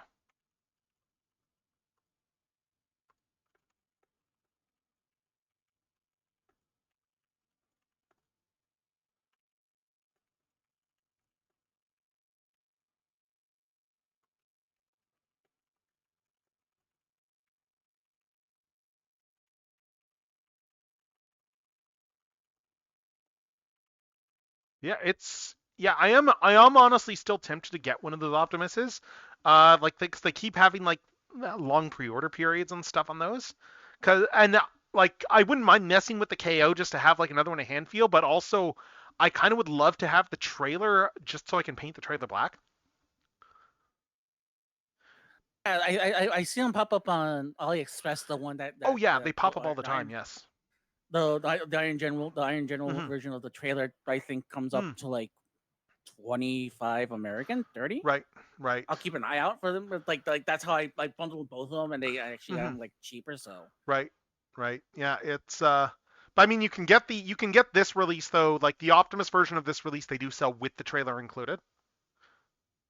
So there is that. Plus it's got all the Starscream bits too. But yeah, I same with won't sorry, you were saying? let's say with the Iron General one. It does have the Starscream one. Mm, I yeah, think yeah. the only thing it doesn't have, I think it does not have the parts you put underneath the cab to do like the do the thing in the movie where he's blasting it up Oh, before he really? transforms. Okay. Cuz That's not on there. I know the one that like the AS 05 one, that one does have those parts. I do know that. But yeah, next up, we are going to put this guy off to the side here, and we are going to do another statue. I'm going to pull these guys out, actually, because I don't need them anymore. I'm not going to dump him. I'm not going to Andy them into a trash bin or something like that, but. And we'll probably transform him again before the night is out. But yeah, it's a very nice. But next up, we are doing another statue. We are doing the Gridman Universe Black Collection Akane Shinjo. So to give some context on these, this one here is for a lot of the Gridman stuff. A lot of the merch that they've done has been like different outfits and stuff like that. Like they've done swimsuit versions of the characters and stuff like that. But this one is one of the more interesting ones because this one is actually they did a bunch of Gridman characters there from Gridman Universe, Gridman and Dynazenon that are all showing off like actual like it's them as fashion models essentially. Because I believe that this is like the Black Collection by Zozotown. This is an actual like fashion brand in Japan there. So they are actually like modeling different outfits, all of them. Interesting. Yeah. I thought so too. And like, I really like how Akane looks with this. So I was like, ooh. Like it's a black, like all the outfits are all like, like just black or off black and stuff like that in terms of the colors on all the characters. So it's very much like just the Gridman cast modeling outfits. And it's a cool, it's an interesting concept, yes. So let's pull this all off here. I'm going to pull this out for a sec. Pull this back out. And that way I can fit the whole box in here. Kind of. Yeah, you can see here, like it's really nice packaging here too. Like we have that that spot gloss here for just on the side. That really nice spot gloss there. We got just the really subdued packaging here too, like just with like the entire outfit is negative space. Like it looks really nice. And then we got more spot gloss on this side. Like it's just, oh, they made something. Oh my God, this says Gridman Universe. That's what the spot gloss is. I was wondering what it was. Yeah, check it. It's like a stylized Gridman Universe in a spot gloss black. It's really nice packaging. And after this, we're probably going to throw it in the garbage and never think about it again. But I digress. Let's get this thing open. Let's get this thing open and let's see how tall it is. The next problem is going to be where the hell I'm putting it. Yep, that is tomorrow me's problem. Sorry, I'm like looking at the pictures of all of these, and it's the rest of the figures like, wow, these look really cool. Oh yeah. The Gridman, yes, that whole black collection, yes, they are. Yeah, these came out. I think this was March or April that this came out. Like that's how long I've been sitting on this figure. I've had so many things to. I was planning on doing so many more like Akane openings in June and July, and then June ended up being busy, and then July ended up being pretty busy too, and then August ended up being pretty busy too. And that was the negative of moving all my toy unboxings to weekends, because as it turns out, Saturdays I tend to be fairly busy in the summer, between like conventions and just getting ready and going out of town and stuff like that. So yeah, I'm just gonna pull this box out and then just slide the whole statue thing out here. And yeah, it's just, ooh, new statue smell. It's like classics Megatron. It's like a Henkei Megatron smell, but not as strong. If anyone remembers Henkei Megatron's smell when you took that thing out of the box.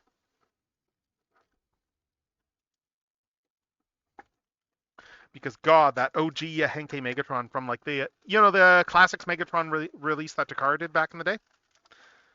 Yeah, with the more accurate colors, where he has like the middle silver and the chrome all over the place. Like the leg covers were all chrome. Yes, it was black chrome, and that black chrome was like, yeah, I remember getting that thing open and being like, oh my God, someone could get high off this figure. Just sniffing the chrome. Just freshly painted. Well, I mean, it smelled like that for a couple of years too. Like mine, like it took a while for that smell to subside. Wow. It was, but I mean, it was like, yeah, like the whole front of those legs was black chrome. It's like it's really nice. There was a lot of chrome on that toy. But yeah, so this one does have an actual stand to it with pegs, and Are those metal pegs at that? They might be. I think those are dowels. I think they are full-on dowels. But yeah, we got the statue over here. We got the statue right there. And I'm going to just put her on the... I'm going to put her on the thing, and then I'm going to put the turntable out. But yeah, you could... Oh, check it. It's a nice translucent statue. Nice translucent base. So some sort of like gilt clear plastic or something, but it looks really nice. And yeah, there's they full on got some metal dowels in here just for plugging into the foot, which is nice. So that means those things aren't going to break. Like the statue will probably break before those dowels break. And it's just the one foot that we plug in, and is that it? Or just need to push it down a little bit more. And there, that is it. It is just entirely freestanding on that one foot. That's really impressive. Yeah, let's do a turnaround because we got the ability to do turnarounds, so we may as well use it. As soon as I bring her far enough back, and adjust the camera up a bit. Yeah, we may as well use the superpower that we have for evil. Because why would we use it for good when we can use it for evil? So there she is, just rotating around on this display base, taking full advantage of modern technology here. The power of USB. But yeah, we can really get all this stuff out here. Like as we're looking around this here at the figure, you can see here we got we got the straps on the stockings. Actually, I'm gonna do like a single turn around here, and I'm gonna just like turn this back off because I want to highlight different things I'm noticing as this is turning around. So we got like, for instance, let's just go from bottom up here. I mean, like the shoes look really nice here. The heels, some really nice heel shoes. But then also it's like I really like the look of the stockings here too, where we've got like these straps going like running all the way down like the back of the stockings here, like the seam.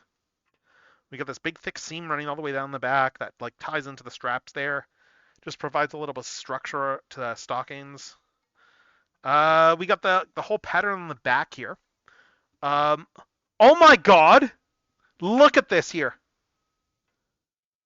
I don't know if you can read the text on the back here, but oh my god.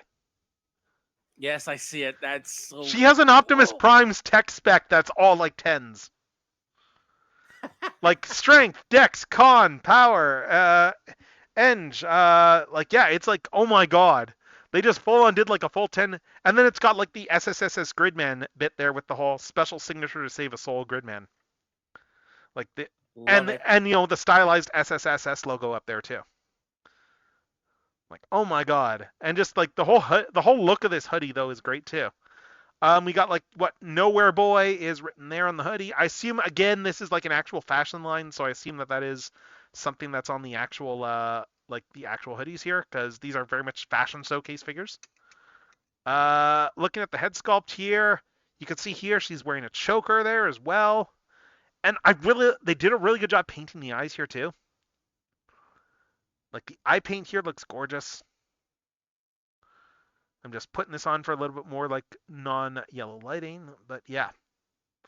I like the little details on her hair, like they have like yes, they put all the shines in there in the hair and stuff. Yes, like that they tend to do that. And then there's of course it's a Connie. There's a very slight gradient on her hair tips too, where it like fades to gray. Like it's very slight on her, but it is there. You can notice it more on this. I guess you can notice it more on this one here, where it's like fades to a bit more of a purple, like on the tips there. Yeah. I can see that. Yeah, just but turning I think this... because I think because this is this is all black. I think like it accommodates it better to have it just be like that, like not have like that gradient going. Yeah, it's not as pronounced on this one here, but it does look really good though. What about the SSSS? The 5S. Yeah, right. This is 4S's, not 5S's Strideways. I understood that reference. It just took me a minute, of course. Of course. No, this is not the super special Sonic Search and Smash Squad. It is not that. But it is a really nice statue. It is a very nice statue, though, all the same. God, you can't go wrong with like classic 90s Scratch Grounder and Coconuts. You really can't. I mean, without those idiots, you probably do not get like Warbot and Qbot like decades later. Well, maybe you do have the whole notion of a duo of idiots working for the marginally more competent leader is kind of like an old trope. So maybe you do still get them. Yeah, just just they'll just make someone new. Mm-hmm. It's like how I'm still very sad. I was still very sad the day we learned about how Wa Peach was like a dropped concept for Mario stuff. Like when we got the Wa Peach concept art that they never did anything with, because it was full. From what I remember, was like full on a reference too. Like I forget what anime was that referencing, because it was referencing a specific thing. It was from Time Bokan where we're referencing like all like the villainous. Right, the villainous with the incompetent minions. It's a classic trope. It is an incredibly classic trope. I'm just gonna post some photos before we get into the next one, because the next one here we're gonna be going off with the fancy thing here. Let's see. Do another quick post here.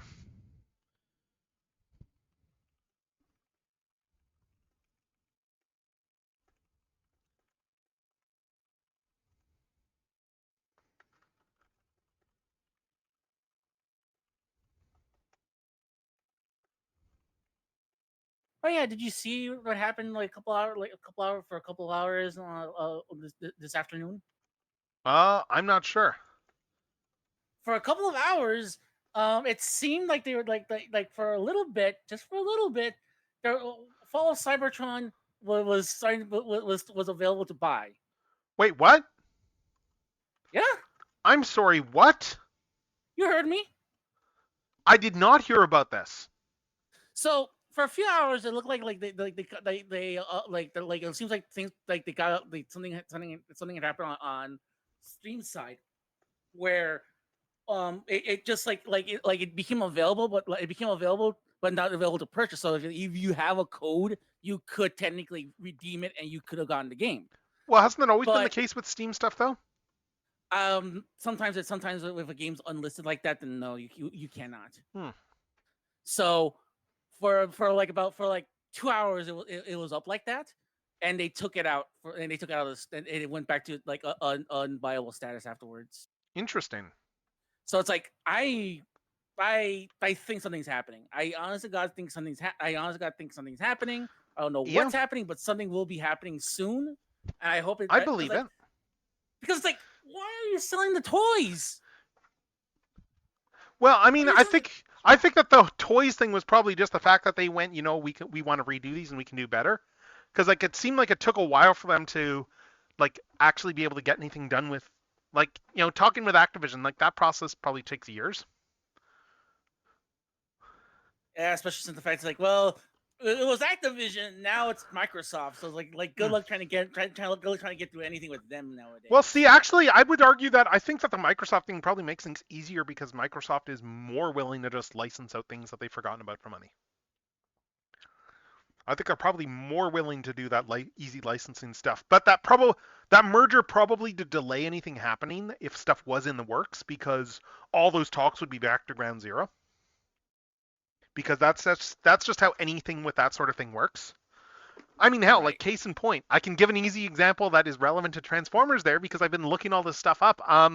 So back in the day, have you heard of there's a whole footnote in Transformers history called Mysterians. Have you heard about that at all before? Yes, I have. Okay, all right, sweet. So to give a little bit of context for viewers, because I just was re-looking all this stuff up this weekend for panel research. But so Mysterians was a subline, was Knickerbocker Toys, like a smaller toy company there in the early 80s. They also did the whole trip of our guys went to Japan and saw some of this cool transforming stuff, and now we're talking to companies over there. And they were talking with Takara over doing something with Mysterians, their own line, like for transforming vehicles and stuff like that. And they even hired Marvel Comics to do a pitch. And interestingly, what's interesting about that is Jim Shooter's talked about this on his blog, this in his blog back in the day. But DC actually did the first pass on it, and the company thought it was crap, so they went to Marvel instead. So then Shooter did a pitch for them on that, which was not the same pitch he used for G1. Like he did mention that yeah, he completely redid it all when they did the Transformers pitch. But so they did the whole pitch. Everyone really liked it. They went to promote it. They were going to do a cartoon and everything like that. You had the standard Marvel's Productions versus Marvel Comics friction, where the Marvel Productions people hated Marvel Comics' guts and thought that they were all hacks, and then would put out stories like plots like, oh hey, let's do a boy and his dog. I was watching that video not too long ago for the CBS pitch for Transformers. Oh, Shooter does not mince words in his blog when he talks about Marvel Productions and how much they hated them. Like in terms of the fact that, because it was like, things did not improve until Margaret Loesch, who would go on to be the executive who was responsible for Fox Kids in the early 90s. Until she took over Marvel Productions, like things didn't really ease up. Because they didn't want to acknowledge that they were part of the same company as Marvel Comics. They were like, we want nothing to do with these comic book people. Yeah, I think it all had to do with the fact that the Patty Feely was like very like hoity-toity against a lot of that stuff. But anyway, though, they went and did the pitch. Like the Knickerbocker guys, it seemed like they were going through the motions and stuff, and they found out that that's because earlier that day Hasbro bought Knickerbocker. So the entire deal fell apart. But here's where it gets really weird. Where it gets really weird is that a bunch of the mini bots that came out in in the micro change line and then later Transformers, specifically the ones with I think it's Windcharger, Brawn. I'm trying to remember who the other two are. What was it? Windcharger, Brawn, Gears, and what was there's a fourth one too. I'm just trying to remember which the other one is. But where it gets weird is, you know how a bunch of them have that stylized M symbol on them? Yes. The speculation, especially because Knickerbocker had concept art of these guys with non-super deformed vehicles, has made people suspect that those molds were specifically engineered with Mysterians in mind. And then they got moved over to Transformers after all that fell apart. Interesting. Yeah, that was fascinating. Like I was reading up all this stuff on Saturday. But speaking of reading up on stuff, you know it from the comics. You know it from the toys. It is the Autobot Emperor of Destruction, Shattered Glass Optimus Prime, MPG 12, T-Spark. So yeah, that is the last thing we are opening tonight. We are opening up this official masterpiece here of Shattered Glass Optimus. We have not had a masterpiece of this character since the original repaint of MP10 way back when. That thing goes for money now, incidentally. But it is just a straight up repaint of MP44. I'm looking forward to seeing how this actually compares to this guy over here in terms of colors. Because this one is, this one's going, it's going for a bit of a more modern Shattered Glass thing. Like he's got the green windows instead of the orange windows and stuff like that. Which is all stuff that that Hasbro does like on Shattered Glass Optimus Prime these days. So yeah, this is the last one we are doing for the night, and I saved it for last because, well, it's MP44. It's not going to be a fast one to transform. It's going to be a cool one, but it's not a fast one. I do remember. Sorry? I was saying also too, it's going to be very extensive when it comes to like a lot of stuff that we have to cover with the figure. That's true. Yes, it does not have the trailer though. It's cheap, a little bit cheaper, so it does not have the trailer. Incidentally, the last version did have the trailer, so if you do want a trailer, you can always buy the previous release. Because we do actually have the Shattered Glass trailer. But here it is, out of the box, and in the tray. It's a nice looking tray of parts here. We got the rifle, we got a stand thing, we got like the green accessories, we got the battle damaged head, we got a matrix, and of course we got like a big bundle of instructions and a file card. I believe that this one probably has advantages of the original release too, and that the original release had like some, there was some construction issues with the original release of MP44. Like the knees is probably the one that's best known, in that the knees were not the greatest on that, but then they shored it up like with subsequent releases. So that's not really an issue anymore on the figure. yeah, so we got that. We got the rifle. I'm already noticing a bunch of things I'm going to be calling out, so we got the. I'm just pulling everything out first before we get started. I'm going to leave the stand bit in here because this isn't a JoJo stream. Hi-oh, but Incidentally, I guess part 7 is starting really soon, so. No, I said like, yeah. Oh, they said 2026, but I realized, wait a minute. No, they did some That's sort a of a couple months from now. Yeah, they did some sort of a stream last night. Like a friend of mine was like excited about it and she was staying up for it and stuff. No, Like, yeah, I saw the trailer. Like, Like yeah, the thing, yeah. I saw it too, and like the thing was, a lot of people were concerned about the big thing that people were concerned about with the horses. Oh yes, And of they nailed course. it.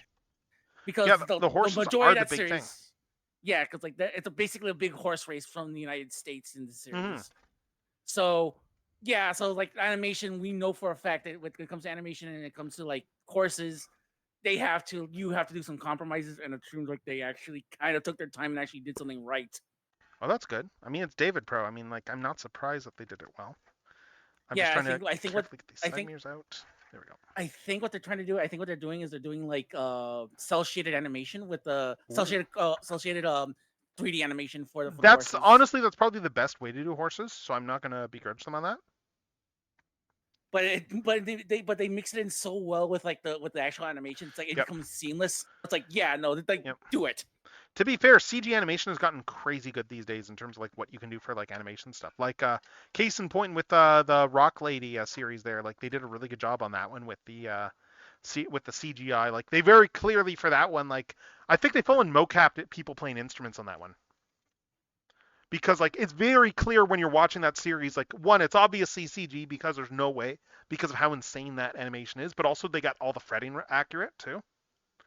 Like it's very clear that they actually mocapped musicians for that thing. And then you get Fist of North Star, and I begin to cry. Oh no. Is that good cry or bad cry? Bad cry, because it looks really, really choppy, really. Oh no. Oh no. That makes me real. It makes me really afraid for the series, but at the same time too, it's like they haven't announced a date, so I'm pretty sure like let's put it back in the oven for a few more months and see what happens. Oh no, that's not good. All right, so I'm gonna bring this down here, and we are gonna just get this on the spinning pedestal before we start. But yeah, we can see here that it is definitely like going for different colors. That much is for sure. It's a different color scheme than. I think this one is. Yeah, it's interesting. I think this one actually is probably closer to the previous Hasbro release, like the one that they did for the Shire Glass sets. But it is definitely a more saturated blue. You can tell that, and like just in terms of colors, you can really see a big difference in the color schemes. Let me just pull these ones off and just do a side by side here, just to case in point. As soon as I get this, there we go. I am straining this thing. I can tell I'm straining this thing. But yeah, you can see here that it's very different shades of purple and very different shades of purple and blue on these.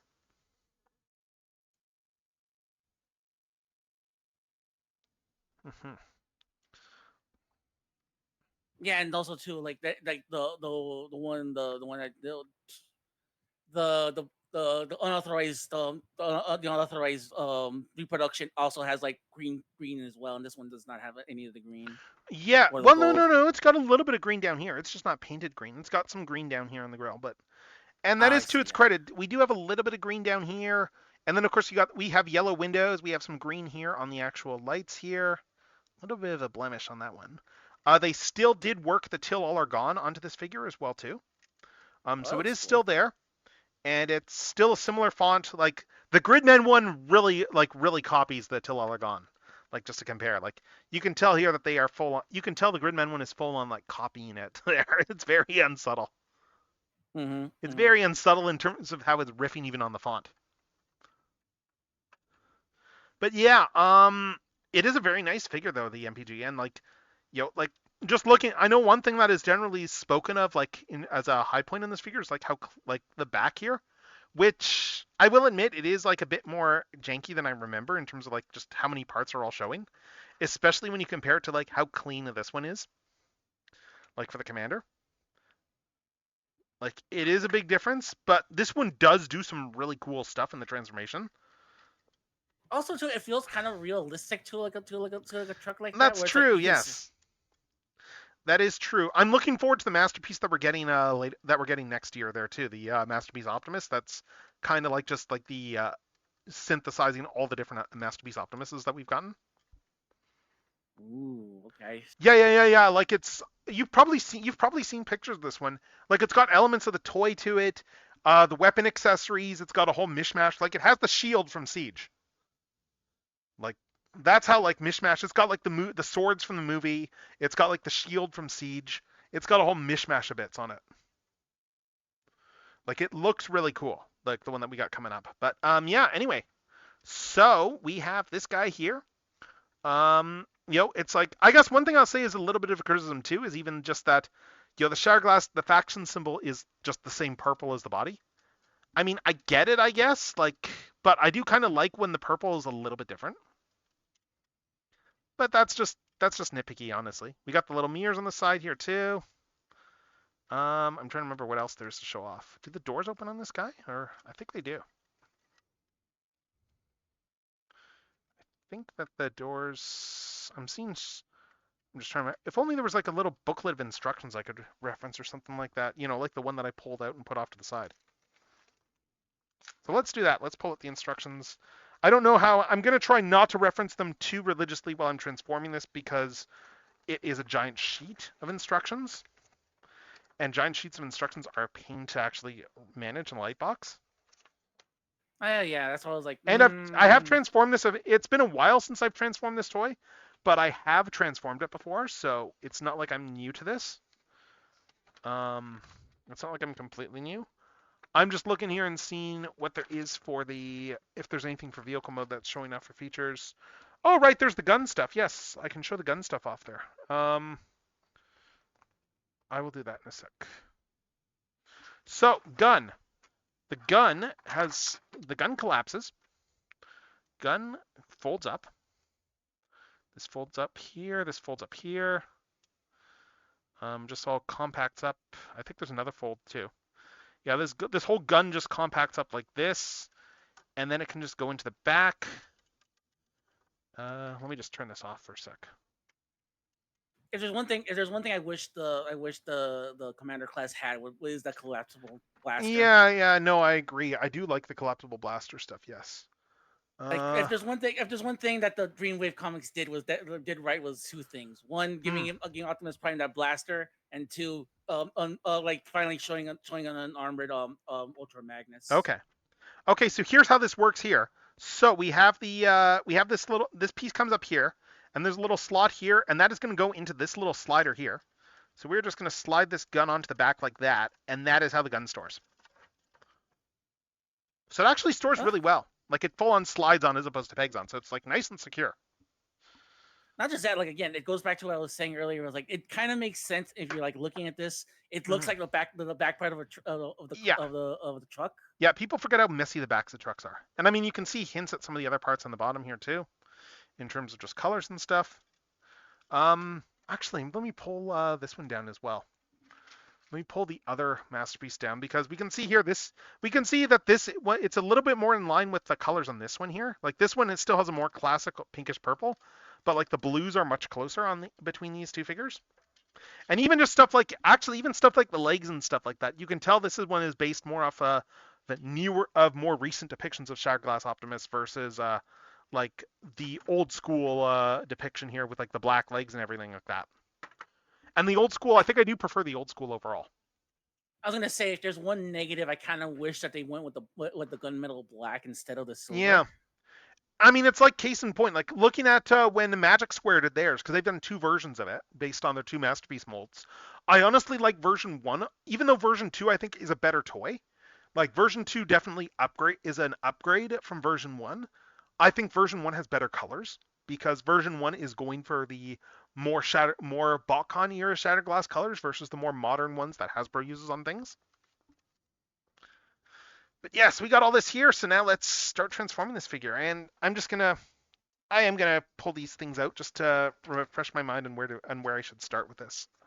So let's go. It's just okay. That's easy enough. So we just start by opening stuff up here, and we get to show off the really cool stuff in the legs on this thing. Because there was a lot here to the legs. Like This thing solves a bunch of mass stuff by moving a whole bunch of mass into the legs. Like a whole bunch of mass off the cab is going to move. So like all this stuff is going to come out.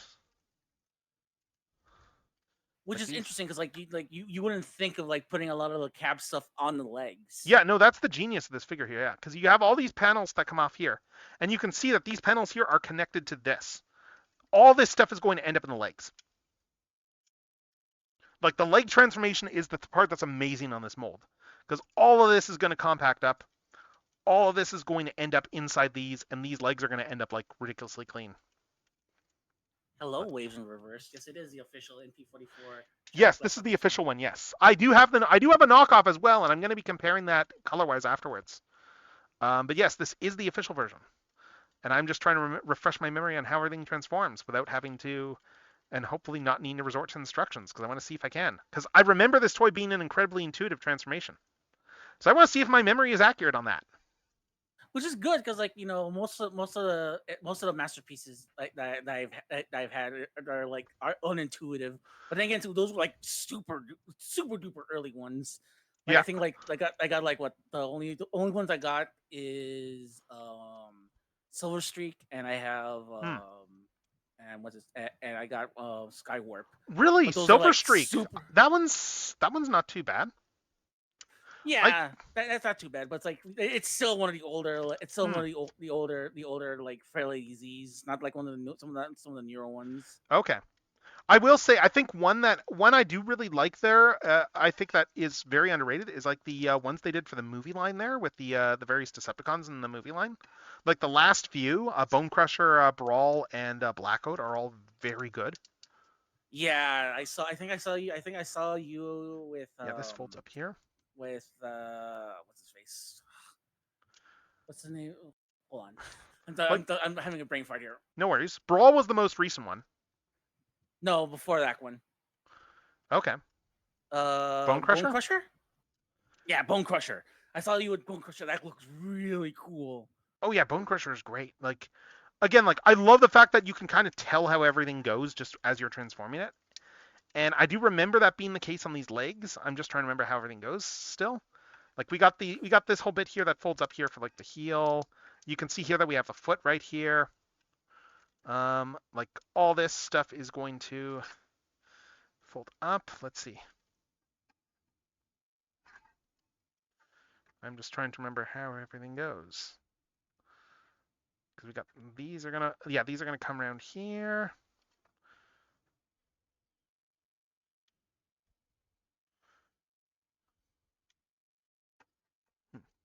And like I said, I think like the only other one I really want to get right now is Ginrai.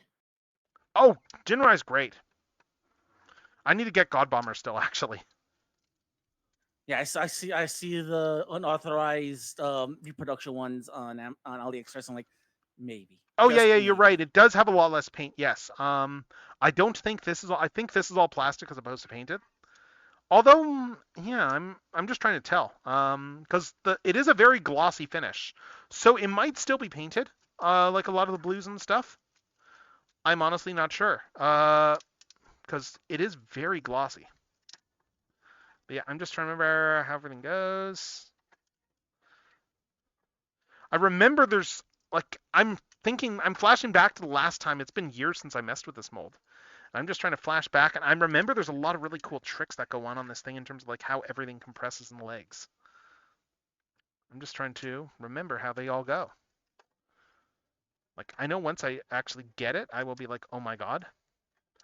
Like I mean, just even this whole thing here with how this is all coming down like that. Yeah, because okay, yeah. So this all comes out here. Does something unpeg over here? Let's just see. Right, because this all goes in there. But these have to come further down because these are the knee pads. Let's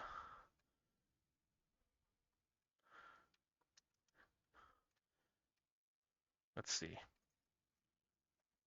All this.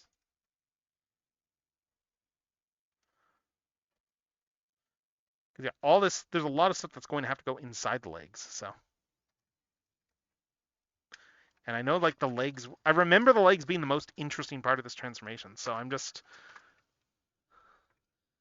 might have to go read this again because oh, this all comes out. Okay, that comes out there. And I think these, what else? Okay, yeah, this flattens out. Yeah, this guy comes out over here. Let me just adjust this camera actually. Make sure I get more of the view in for what I'm doing. Because yeah, this is all going to flatten up and this is all going to fold up there.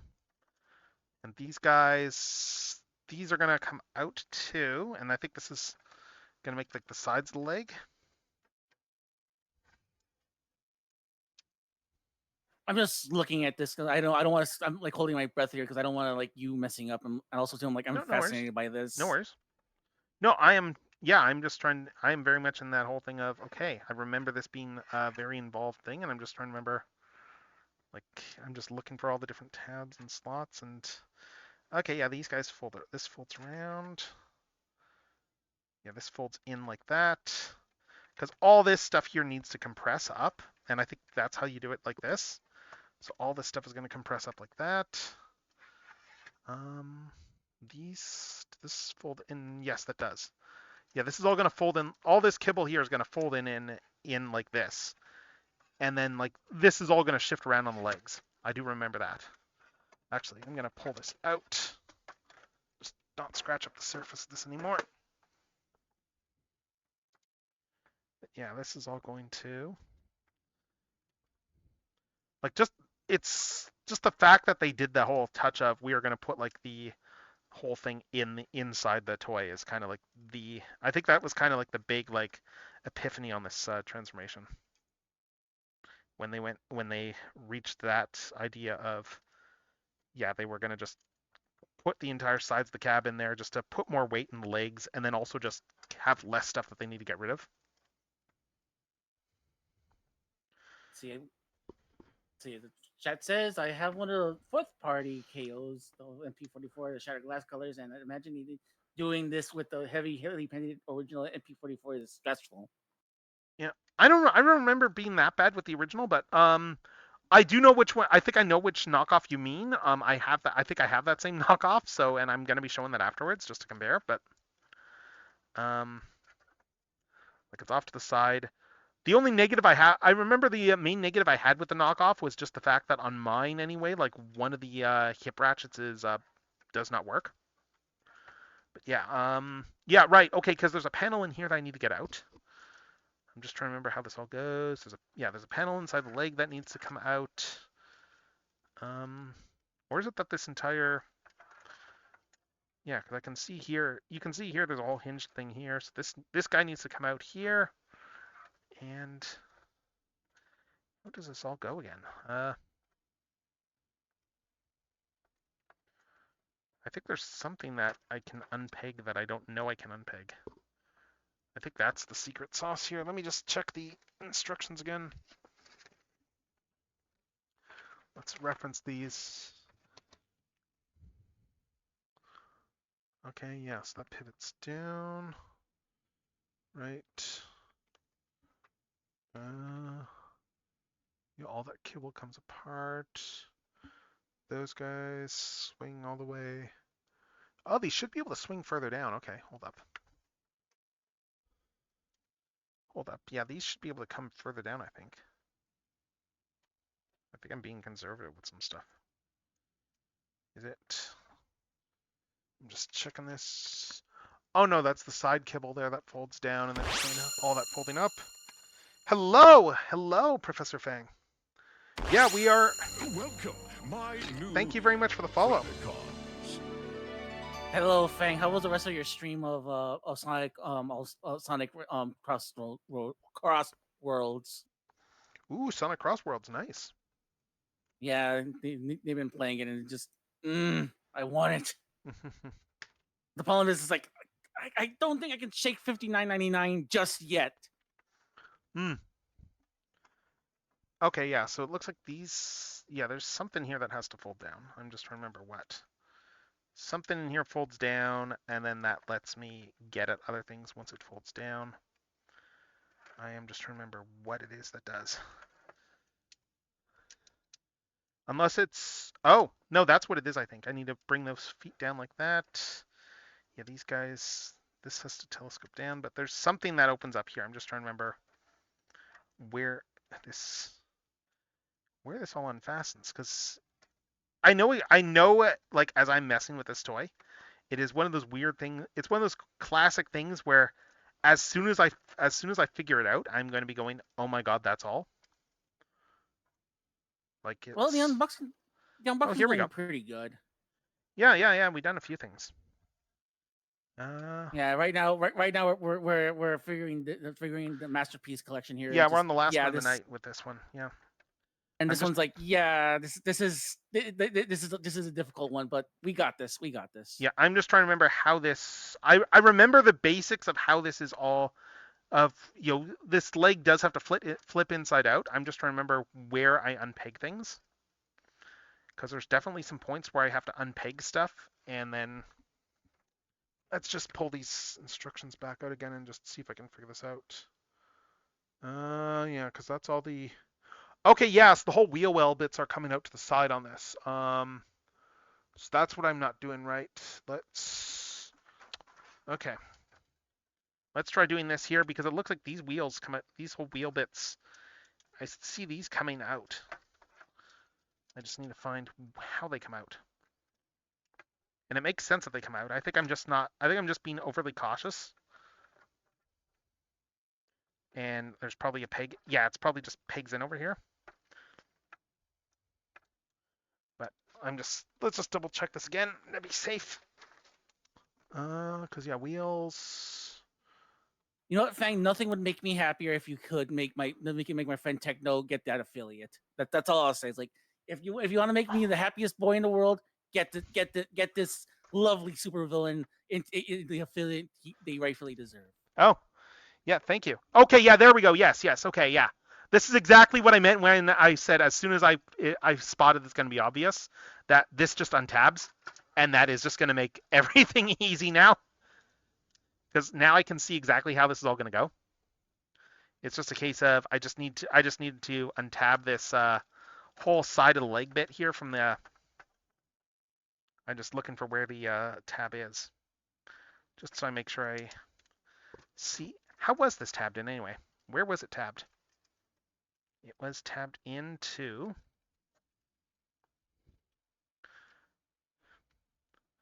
I'm just trying to spot where the slot, how I had it tabbed in now. Because that was the obstacle that this whole piece needs to untab, and then once it does, it's going to magically...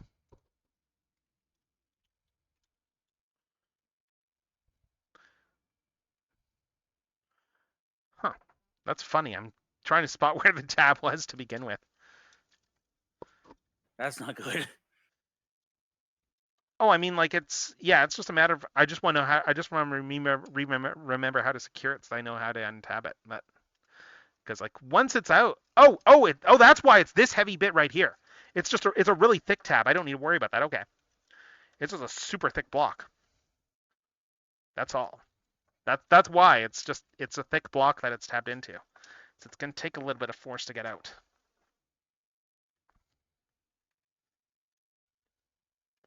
And it's not going to break off because it's like a super thick block. It's just very solid on this side. Maybe I'll use a sputter. This is where there we go. Yes. Yeah. It's because it's this big thick block right here. That's the tab. And then it's going into this deep slot over here. And now that these are open, you can see immediately how these legs suddenly become magic. And it becomes like a lot more straightforward for how to transform these things. Like like it literally opened up. Like you can already see here that, oh, hey, this is a side of the leg here. This is going to come up. Like it just got easy overnight. Relatively speaking, of course, but yes, like this guy comes up over here, and that's part of the side of the leg here. And now, yeah, we're essentially just reshifting the entire, like, mass of the legs. Yes, this all comes up here.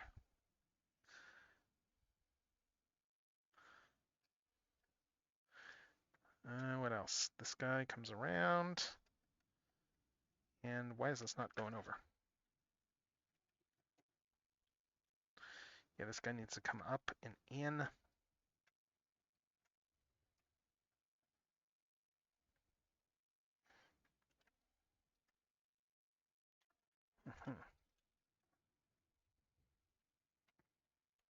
Yeah, that goes up there. And you can see, yeah, you can see here that we have these whole sides of the legs, and this guy's going to come up here and fill in the back. This guy's going to swing down in there and lock in. And then, yeah, all this kibble here is going to just fold up along there. This whole bit is going to spin around and give us the other side of the leg. This guy's going to come out and form the rest of the back of the leg.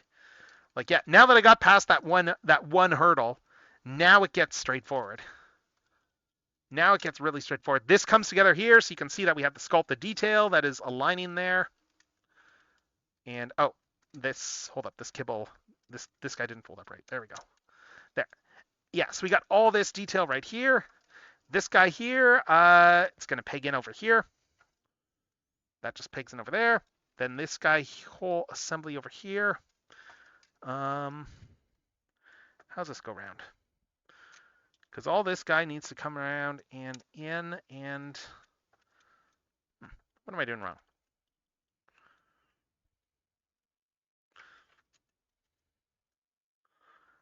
I'm just trying to figure this out. Oh, there we go.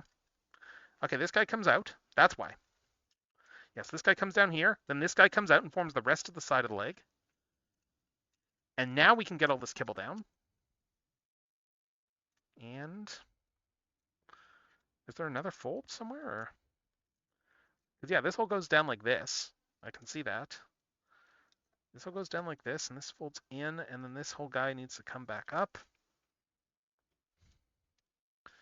Yeah, because this is forming the whole side of the leg here.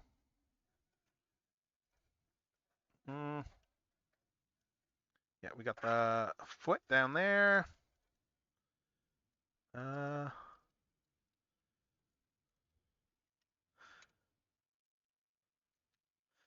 This folds. Okay, this folds up here, and then this guy folds down. Okay, I see. I see.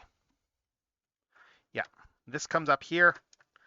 This guy comes around and up like that, fills in the side of the leg.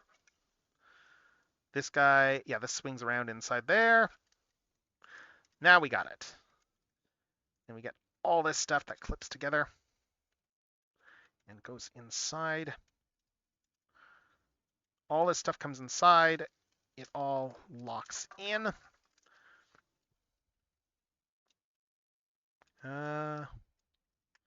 Yeah, that's pegged in there. There's going to be a tab there that's going to slot in up here too. Once we get it all together.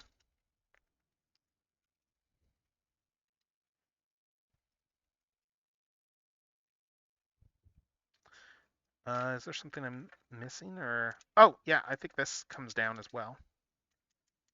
I see. This guy comes out. That's why. This guy comes out over there, and now this should all fold in. Okay, so this all comes in. Yeah, it's very much a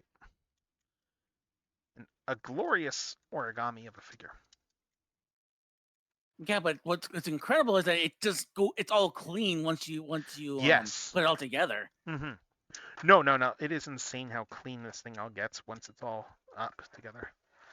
So yeah, I'm already seeing it already. I'm like, wow, this thing is just to have all that mess is already starting to fold in. It's like that's crazy. That's the genius of this toy. I just need to make sure I get everything wrapped around. There's a tab and slot here that needs to get plugged in like that. And there, yeah, now we just straighten out the heel. Straighten out the heel like that. Bring this guy around and in. And that's one leg. That's one leg done. I don't think the knee pad shifts out, but yeah, no, it doesn't. Yes, that's just, yes, the knee pad I think is just sits like this. like sits inwards a bit. But yeah, so that is. Oh wait, this leg's not quite pegged together. Must be missing something else. Oh, that came unpegged. That's why. Yes, this all. I'm just noticing this isn't quite tabbed together on this side. There we go. Yes, now this is all together here. I'm just gonna grab the official one. I just want to check the knees to compare. Oh no, that's how it goes. Okay, that's just how this toy goes. So, yes, this all just goes together like this here. I think there's, and yeah, and we get just this really clean assembly. So now let's go around this side and do the same thing. So this all comes in down there. We get all this cleaned up over here. And then we just fold everything up here. So this all comes up. This trailer hitch comes down and inside. This little, yeah, this spur comes out there. And then we have the whole foot here. And this little spur here is just going to be more heel support.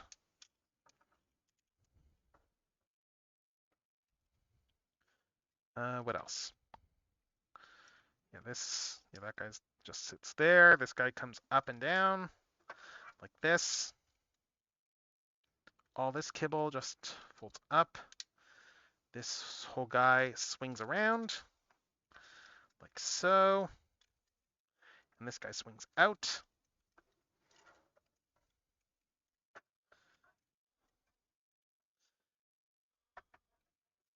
Might be pegging some stuff a little bit too soon.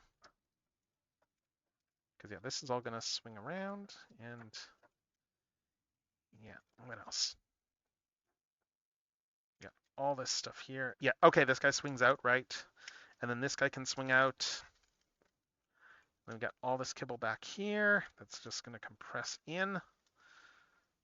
Again, we have this whole, like just some of these little touches. Like I love how this little piece here just has the sculpting here just to line up like with the back of the leg sculpt.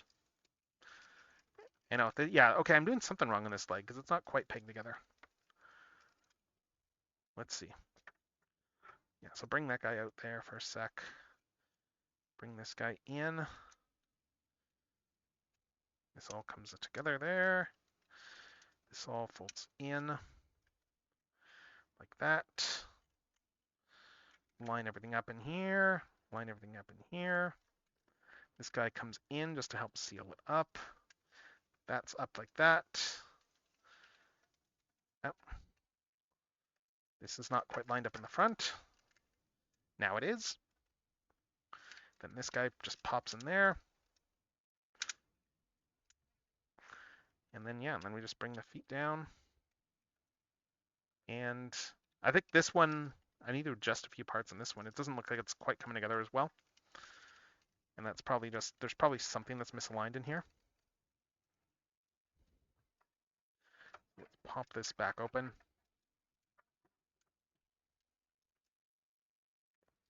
God, Galaxy Force's soundtrack went so hard.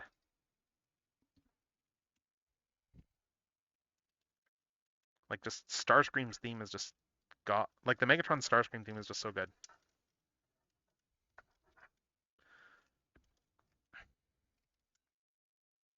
Oh, that's not quite in on this side, that's why.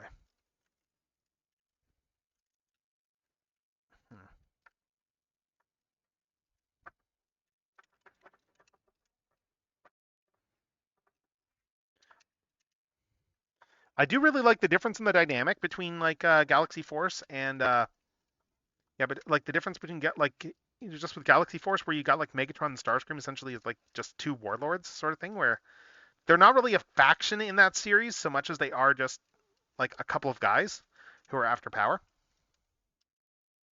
And like they're just two guys are they're in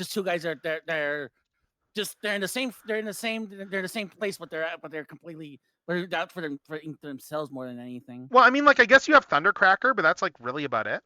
Like in whatever he's called in Japan, but that's really about it for like the two for like just Decepticons, like from the start, if I'm remembering right. I think it's like all the other ones are all kind of come in later. It's a different way to do it.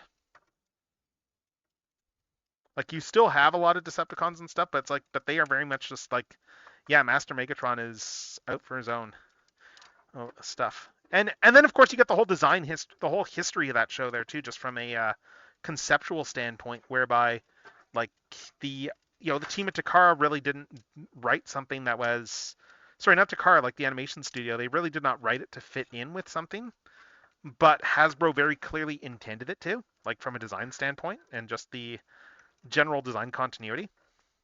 Like just the fact that Megatron, like his design has a lot of Unicron elements to it, for instance.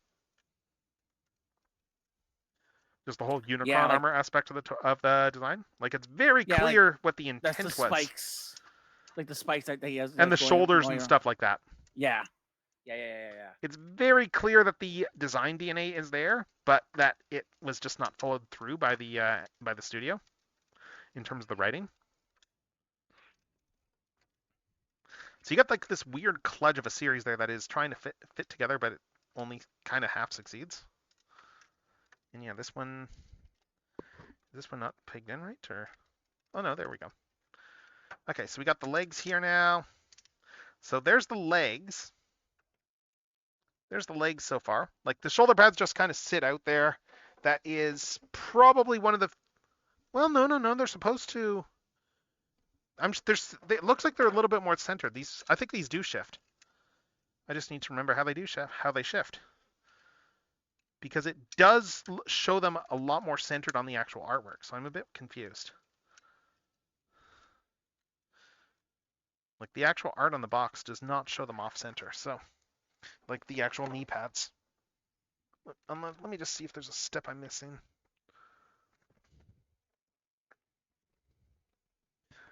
Do the knee pads shift at some point? Let's see. Legs are all on the first page, so it just seems a bit weird, that's all. Like they just seem very off center.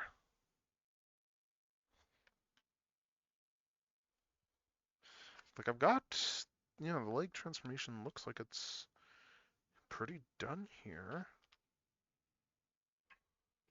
I'm not seeing any callouts for the knees at this point anyway, as I'm looking through this. Yeah, they just seem a little bit off. Yeah, it just feels like that the knees are just need to shift in a little bit more, Like just looking at how the knee pads are situated. I don't know what the solve is for this, but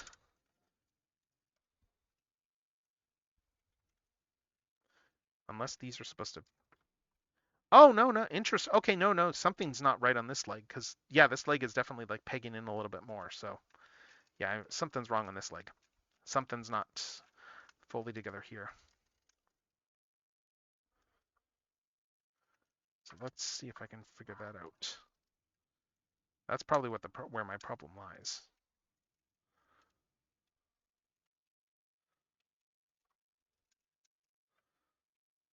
Well,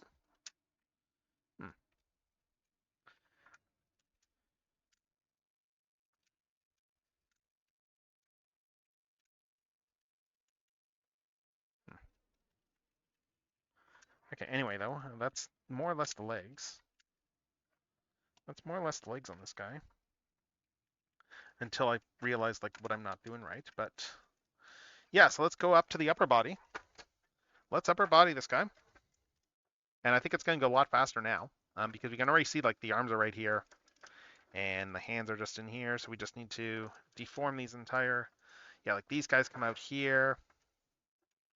These guys come out here, and then these are going to come around and fill in the other side of the hands while we push the hands out through this side. Like this is really cool transformation-wise. Like this whole piece is going to come around, and then this is just going to fold in and fill in the other side of the arm. Yeah, it seems like the legs did most of the work. The legs are from what I remember on this toy, the legs are where the magic happens, and then everything else is just and then this.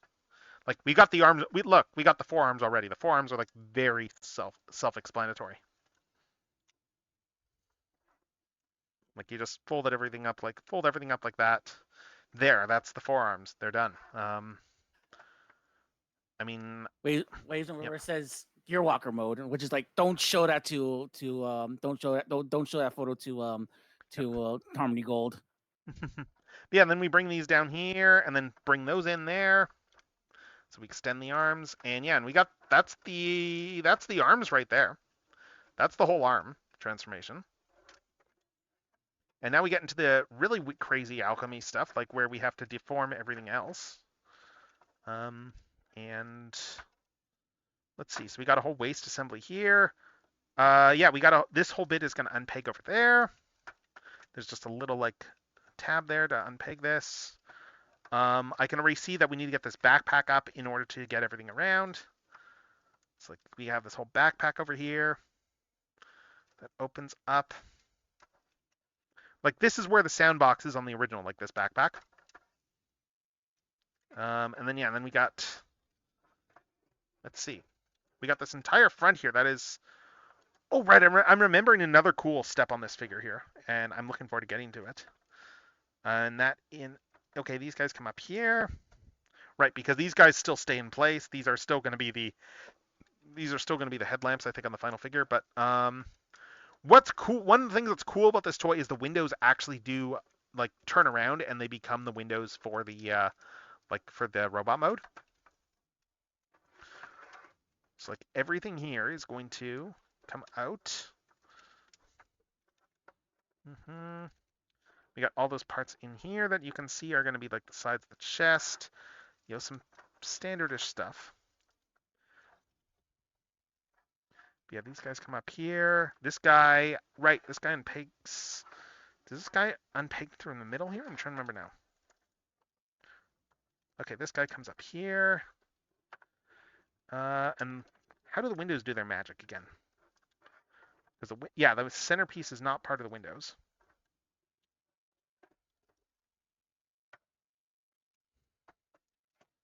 Yeah, we got the whole actual grill over here.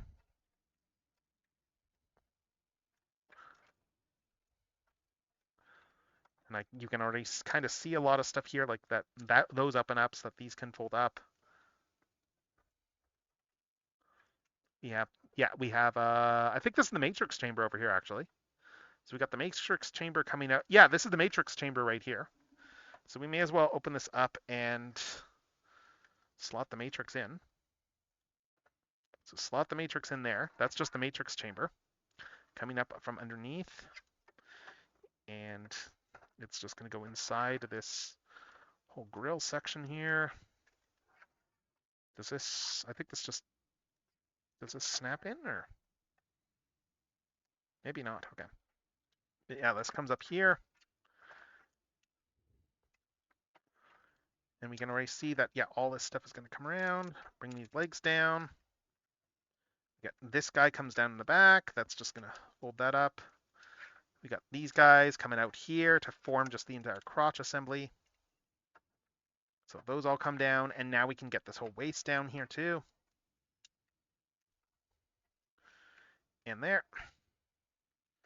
And then notice, yes, this all comes down like this so far.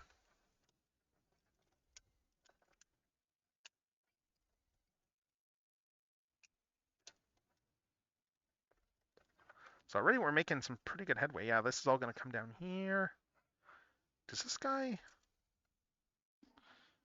Yeah. It really does turn inside out. Yes, it's very cool. Yes, this all comes down, and this just. Oh, I don't have the matrix in straight. That's why. Okay, let's put it around the other way. There we go. Now the matrix is in properly. Now this will transform. There we go. That looks, but that closes up better now. So we have all this here. We can see that this is going to come up like this. We can already see the fairly, yeah, so bring the arms out. Pull these arms out.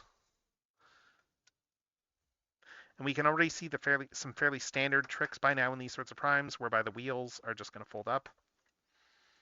And, oh wow, yeah, I see this here.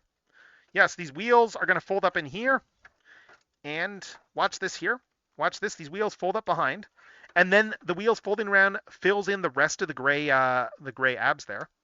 And then this just folds up here and in just to complete those gray abs. Ooh. Yeah, so again, let's see. I'm just trying to see if there's a specific way this order to stuff. Yeah, so bring this up here. Bring the wheels around. Why is this wheel not spinning it, not going in? Yes, the wheels. Yes, this whole guy needs to come around. I'm just trying to see what's blocking it right now. Because the other guy got around fine.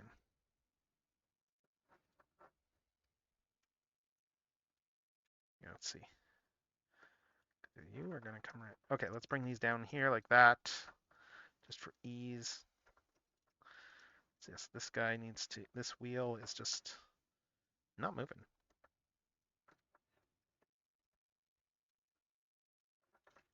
Something blocking it. Okay, yes, there is a tab here blocking it, I think. Yeah, that purple tab here. Let's just undo this one just to get a feel. Yes, this comes down here, and then this wheel just. Okay, yeah, this all just folds out like that. Okay, yeah. So I just need to. Yeah. Yeah, so okay, so this guy just pulls out like this, and then this wheel should just. This whole assembly should just come around once this is out. It's just being very stuck.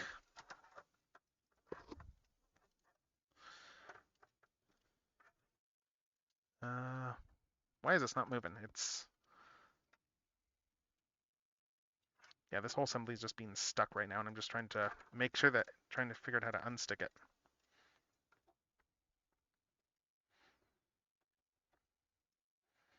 Because it's not stuck on the other side. Like if I go back and undo this one here, if I go back and undo this wheel assembly, this one is just gonna unfold like this.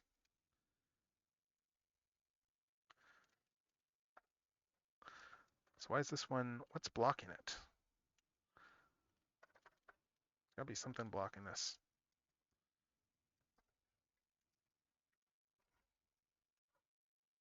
Yeah, this one's just not spinning inwards.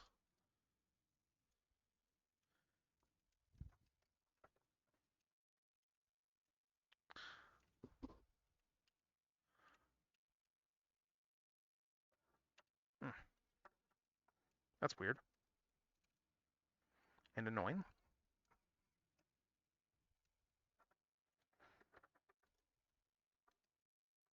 Hmm.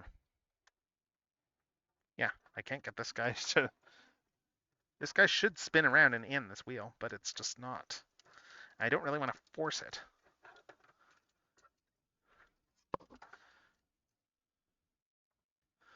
But like that's the way it's clearly supposed to go. God, don't you? Okay, where's my spudger? Let's spudger this. When in doubt, use a spudger.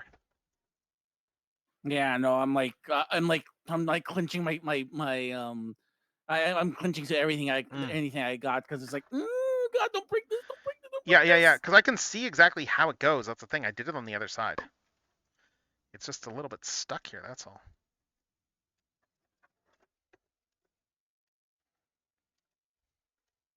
I just don't know why it's not spinning here, unless this is one of those like you need to push it in. Is this one of those push it in and out joints, or it doesn't look like it? I was just seeing if it was like on one of those rails where you need to pull it in up or down. But it doesn't look like it is. Let's go back and untransform this guy again one more time. Kunitang.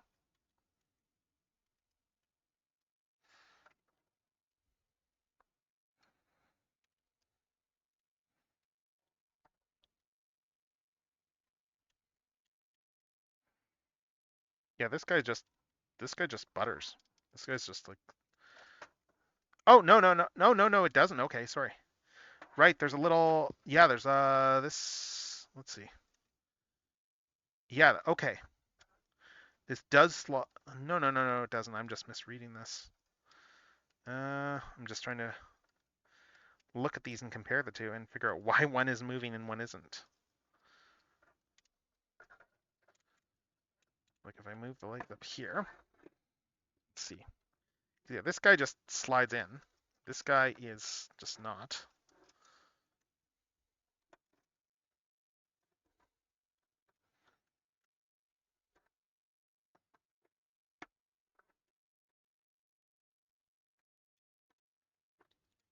What's the difference between these two panels and why is one moving and one not?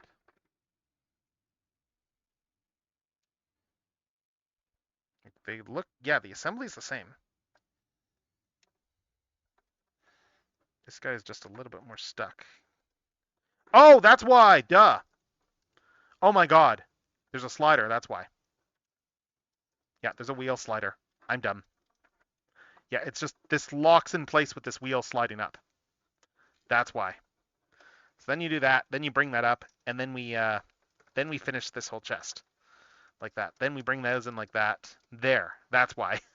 Yeah, I feel them. As I should.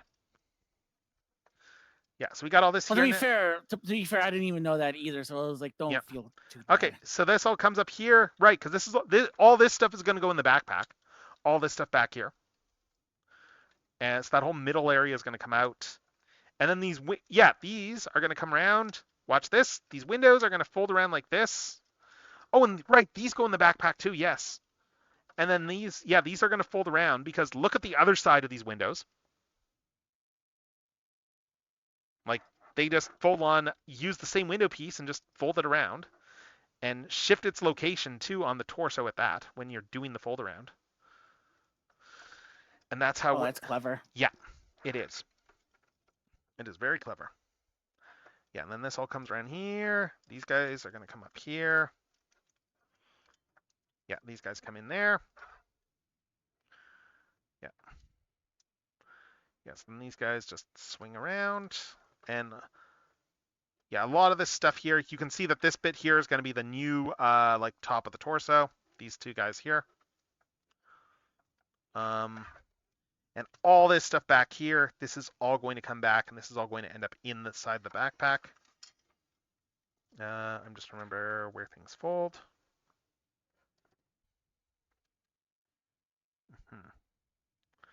Because if these come up here, and then these fold in,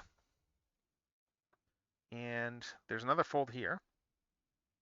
Just remember how these fold.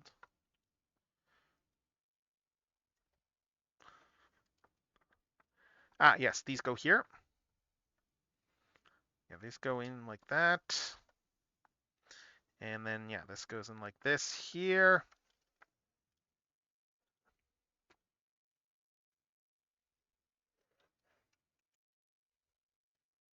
And then, yeah, we got all this back here for the backpack.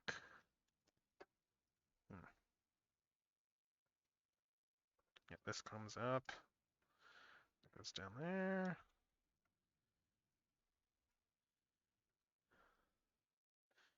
Yeah, so this all has to come around and up.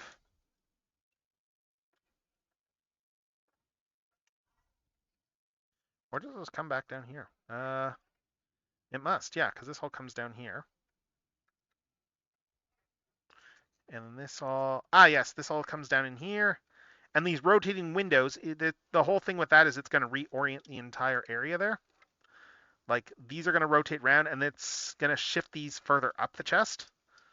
Just to showcase that. Yeah, because the windows were, the windows were down like this over here. And now, when we do this whole thing, it's going to shift them up just ever so slightly. So it's going to just make them sit higher up on the body, like this. And we want them open because we need to get the matrix in there still. And then, yeah, we got this whole assembly here for the head. This is all going to come up. This all comes up there. This matrix cavity is going to come into here. Once we get it all in place, these arms. Right, these arms, how do these go again? These slot back in, or?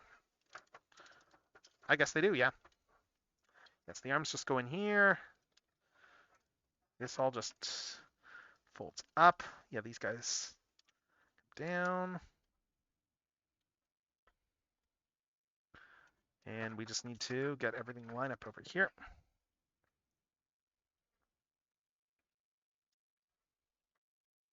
Right, this guy here.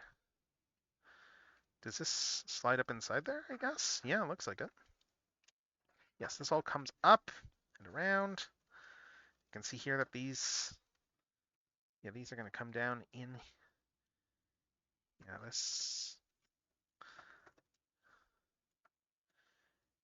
just need to get this guy up in here.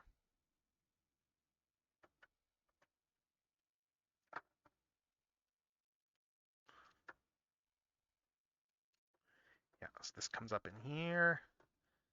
I'm just trying to remember if this blue guy here, where this piece goes. Does it go all the way in here? I guess it does, yeah. Okay, yes, this all goes up in here. We got the matrix cavity in here now. These come down. This guy here is also going to, let's see. Yes, we got the matrix cavity. We've got this whole bit coming together slowly but surely. We got a backpack piece over here. This guy needs to sit back down. Right, so this all comes down here. That's going to lock in. And then we just need to finish the top of the body. So we got this whole assembly here. These can close up now. And then we just need to finish closing up this entire back piece. Because yeah, let's see, we got a slot there. There's a tab here. Tab and slots for the back. Yeah, these are going to come all the way down like this. These two guys.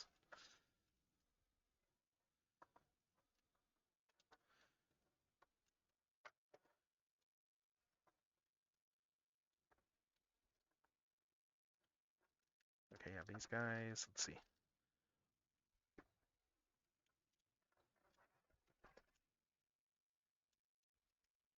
There's another thing I'm going to note about this transformation in a sec, which is kind of cool. And that is that if you notice here, the actual shape of the chest changed in terms of this is now a V sticking out. And I'll take that off. Yeah, that's it. That's very interesting. That it was like flat. Now it's like it's now contour. It's like the contour Yes. to be like a chess piece. That's very interesting. Yeah. No, they went all out on this thing. I'm just trying to remember the arrangement for the backpack because that's the last bit I need to do here. Just get the backpack into place and get everything fit in there. This goes here. This guy. Yeah. Okay. Yeah. This guy goes down here. Right. This guy goes down here, and I think there's some tabs that's let this all fold up. Yes. This guy comes down like this. This guy here locks. Does this lock in somewhere? This guy? I think so.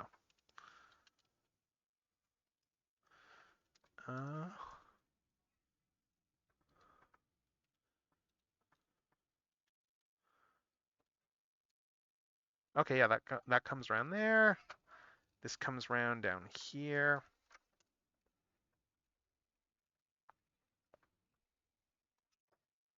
I think the. Oh, I see what the problem is over here. Okay, let's get the chest back open. Yeah, it's that little blue guy behind the matrix cavity that's getting in the way. I need to just get that thing out of the way.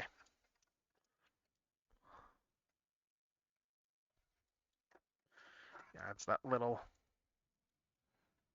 this little blue guy back here that's getting in the way there. So I just need to shift how this matrix cavity stores. Because yeah, that's if I can. I think I should be able to do that like that. Let's see if I can. Yeah, there we go. Okay, there we go. That should fix it. Yes, because that was getting in the way of the backpack folding up properly.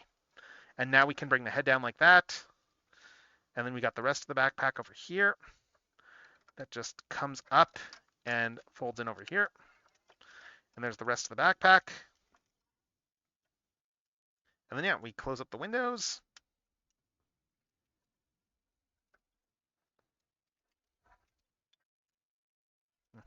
Bring the windows in.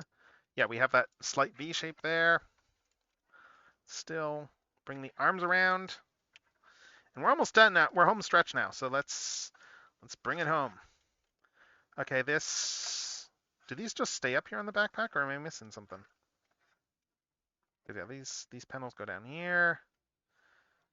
We're almost done now. Just bring the ankles out. Bring this all out, and... Okay, that's all down in place.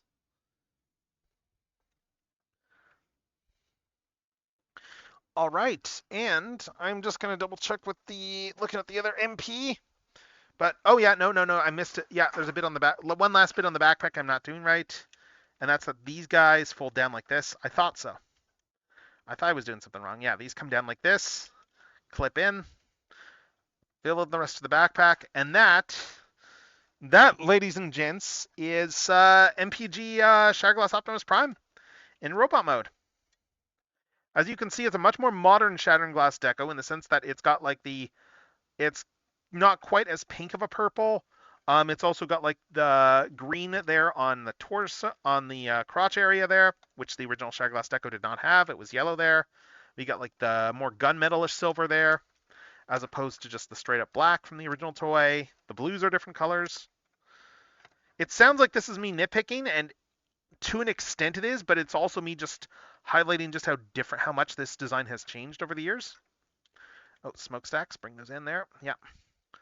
Like, yeah, they give them a different color scheme these days, the Shatterglass Optimus. And that's for good or for ill, I suppose. But yeah, we can bring the gun back out too. And we can open the hands and store and have him hold the gun. And it is just gonna slot in. There is just a tab over here that just tabs in back here. In your standard Masterpiece, I kind of wish it was a better connection way, because they've not really, Hasbro's not really the greatest at the connections on their guns for the Masterpieces, honestly. But there we go. Yeah, like it's already like coming loose. That's just guns with Masterpiece figures. They are not that great at these staying in, honestly. You need to kind of give it a little bit of force usually. Yeah, it's like what they should have done was they should have offered you like a different pair of hands, and you should have had like No. the more traditional. No, you know who does it best? Fans Hobby. Fans Hobby does it best, and that's because the way Fans Hobby does it is they have a slider. They full on put a slider into theirs so that you actually have to slide it down a shaft so it will actually stay on. And that is honestly the best way to do it. But yeah, we want to turn around with this guy, so let's get a turnaround with this guy, and let's adjust my camera to accommodate a turnaround with this guy. There we go. And just plug in the I just need to plug in the power for this thing, and we will start spinning it.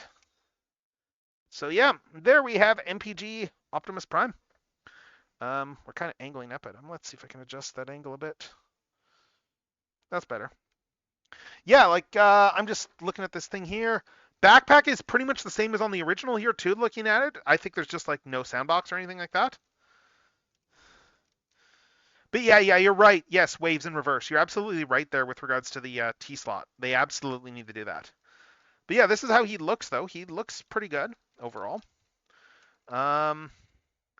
Yeah, it's a nice looking Shatterglass toy. If it is it's the modern colors for Shatterglass though, as I said, as opposed to the classic colors. So let's do some comparisons. Here. I'm just gonna do another quick shot here. Let's pull this down, do some comparisons, because I don't have enough. Oh, I left this one in. Okay. I left that piece out. Let's fix that. There we go. Yeah, anyway, let's do a few quick comparisons. I can tell too, looking at this, that something's not quite right on this transformation because this leg is not quite pegging together properly. On this side, something's not lined up. And I think it's just that this, yeah, I see where the problem is. It's that this slot over here is, why is this slot not lined up? Weird. Because the issue here is that there's a tab that isn't lining up with the slot, but oh well. Oh well, anyway though, I wanted to do comparisons, so we're gonna do comparisons. So we have this guy here. First we're gonna do our first comparison of the night after I fix this leg because this came undone. And again, that lends credence to my going, this leg is not properly transformed because that's not pegged in right there. And this, there we go. I think this is in right now. Yeah. Or not. Yeah. Yeah, I'm still convinced something's wrong with these, but well, actually, let's do some quick comparisons before I go look at articulation on this guy. So here he is with the original MP44 release of Optimus. Yeah, this is with the original MP44. So we can see here, again, this highlights the thing that I pointed out before in that, on the Commander class, in that we have there's a bunch of detail that's sculpted detail on this figure where they didn't actually paint it because those details are not meant to be painted on the animation model, like the little triangles. It's just an interesting little quirk there. But yeah, they look pretty good together though. I do like that they are different blues. This one is just a slightly less saturated. So they are still different colors. And honestly, as a Sunbow style Shattered Glass Optimus, I do kind of like this guy, the look of this guy overall. He does look good, if you're going for oh, this is the Sunbow deco. And I mean, the head sculpt, again, the head sculpt looks really nice. Head sculpt is a really nice head sculpt. And as for the head itself, it looks like it's just a standard pull out head in order to swap the head out. So yeah, you just slide the head out like that. And then you end up with a socket, and then we can put this on and do the battle damage head. Let's see.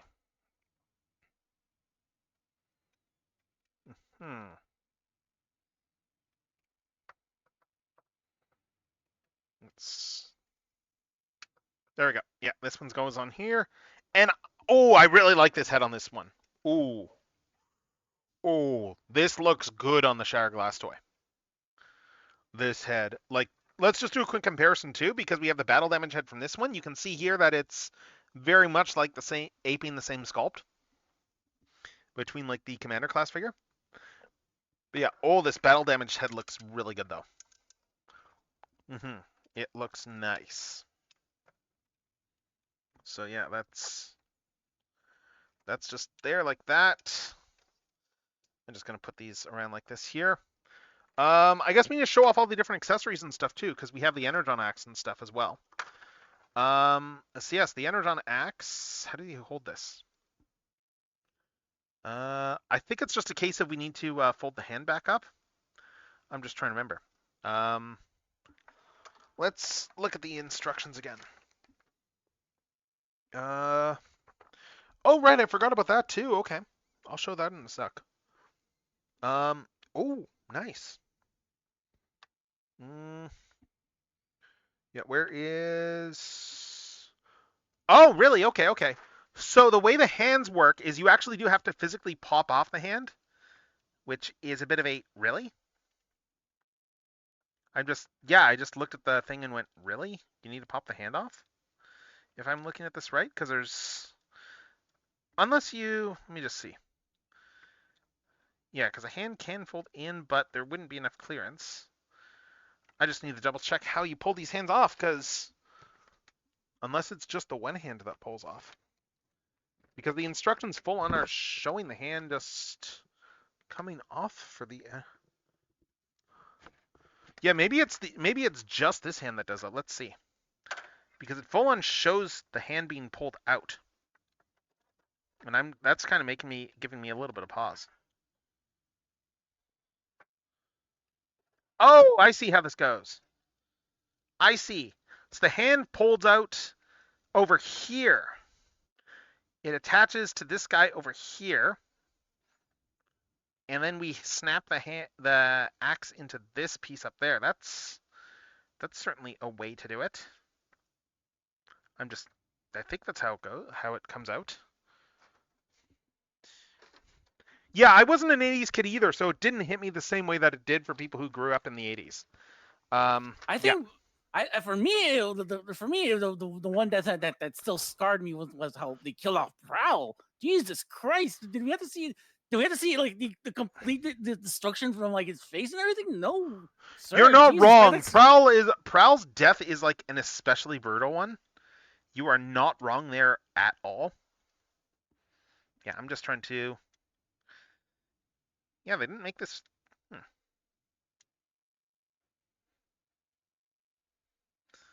Yeah, because looking at this. Yes, there we go. Okay.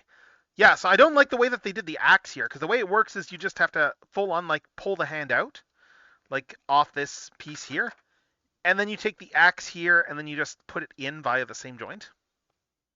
Like you use the same clip joint in order to clip the axe in. oh, that's not good. Yeah, it's not great. Not just that, it's like that's such a small clearance, and it's like that. Yeah, that's so it potential goes in for like this. breakage. So then it goes in like this, and yeah, honestly, yeah, no, that is not great. Like I will show it off, but yeah, I am not probably going to do that again. Like that's a bit of a. But I will pull this back out. Like this piece feels solid. This piece is not like feels like the axe has a little bit of flex to it. But yeah, it's not a great way to handle the hands, honestly. Yeah. But yeah, there's some storage here for the gun too that it's showing off in the instructions. Just looking at this. So we can fold this up here. The gun can store on the side using these two clips over here. So we can store the gun just like that, which is cool. You can just have it on its back. Alternatively, there is alternate storage as well, and that is we can like recompress this gun. Okay, yeah, you're right. The TF1, you're not wrong, Strideways. The TF1 Prime Death is a very much that is a moment, yes. I will completely agree with you there. And then, yeah, then we can pop this one back out and we can, like, give him a butt gun. So we can store the gun back there on his butt. Butt gun. Yeah. No, butt gun. Yeah. He's had enough of your crap, so he's got some crap of his own now. And it's hanging on. It's just hanging on there by a thread. But yeah, no, I really like the battle damage head on this Optimus though. Like it does look like a more proper Shadowglass Prime with this battle damage head.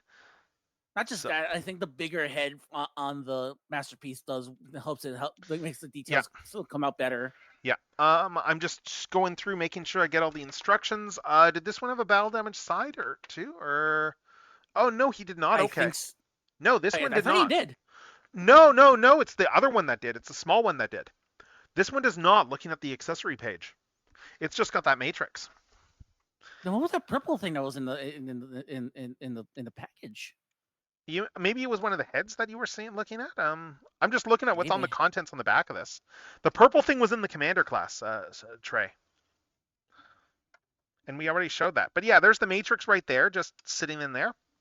So it's a fairly standard matrix. It's a fairly standard matrix flash.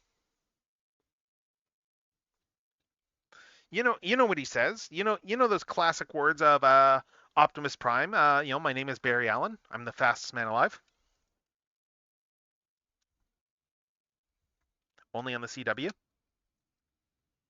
But yeah, let's show off posability here.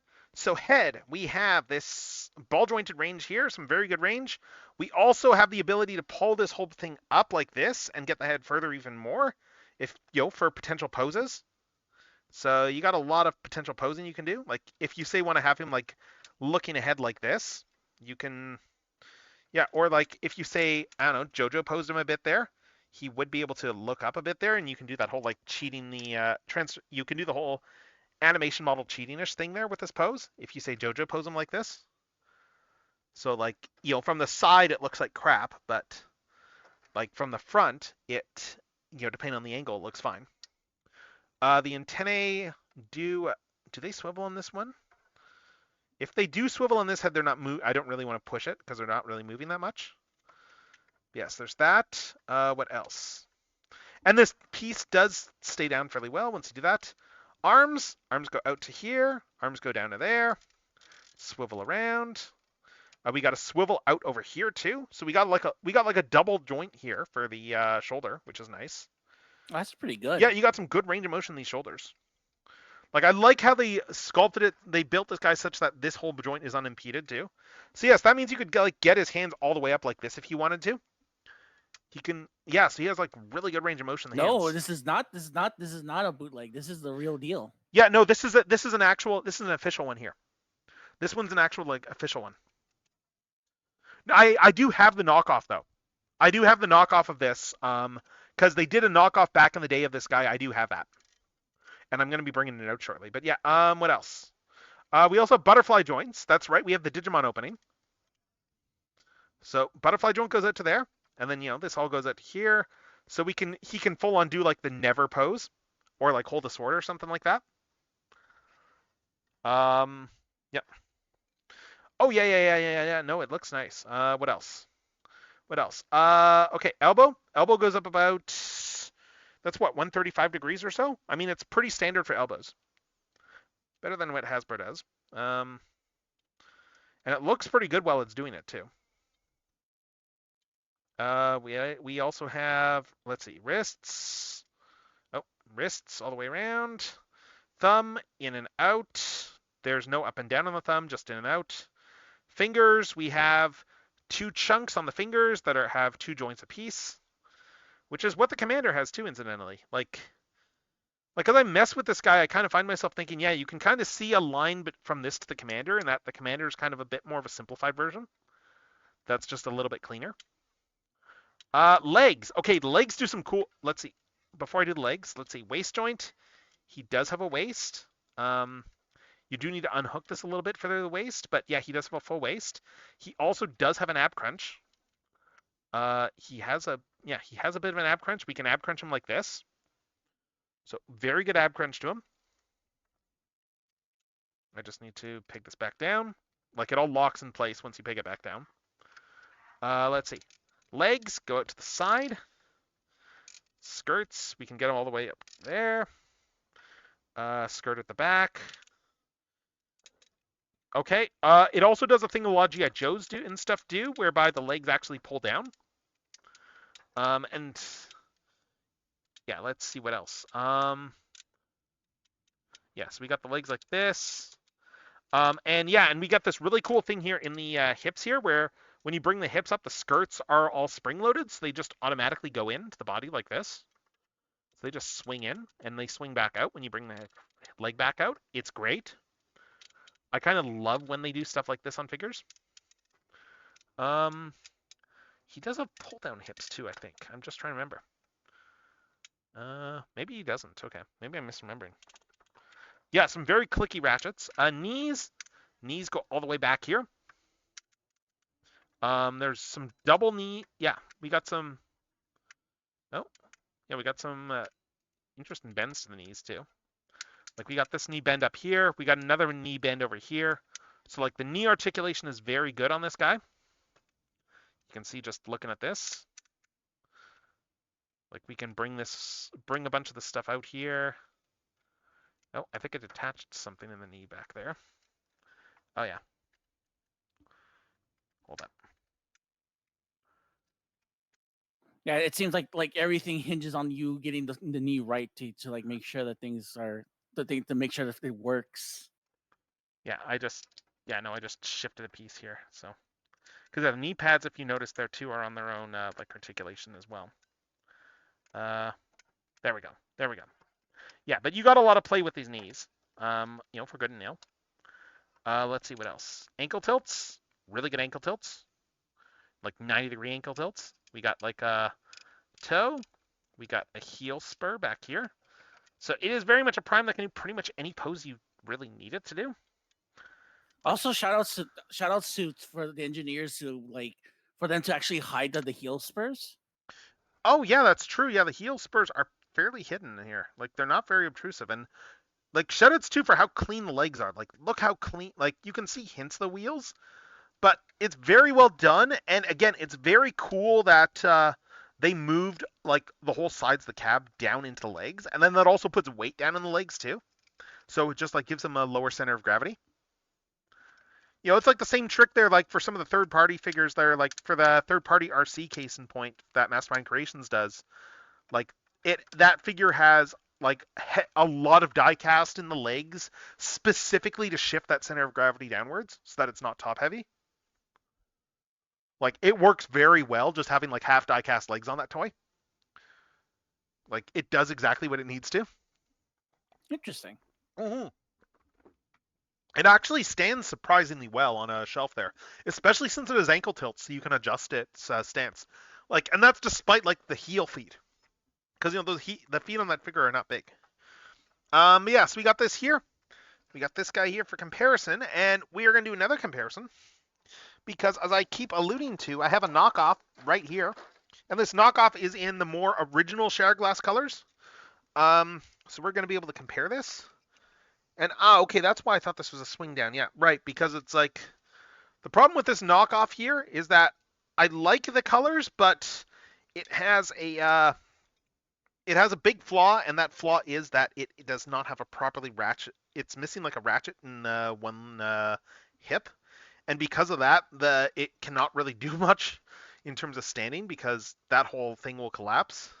But it's a knockoff. What do you expect? But yeah, you can.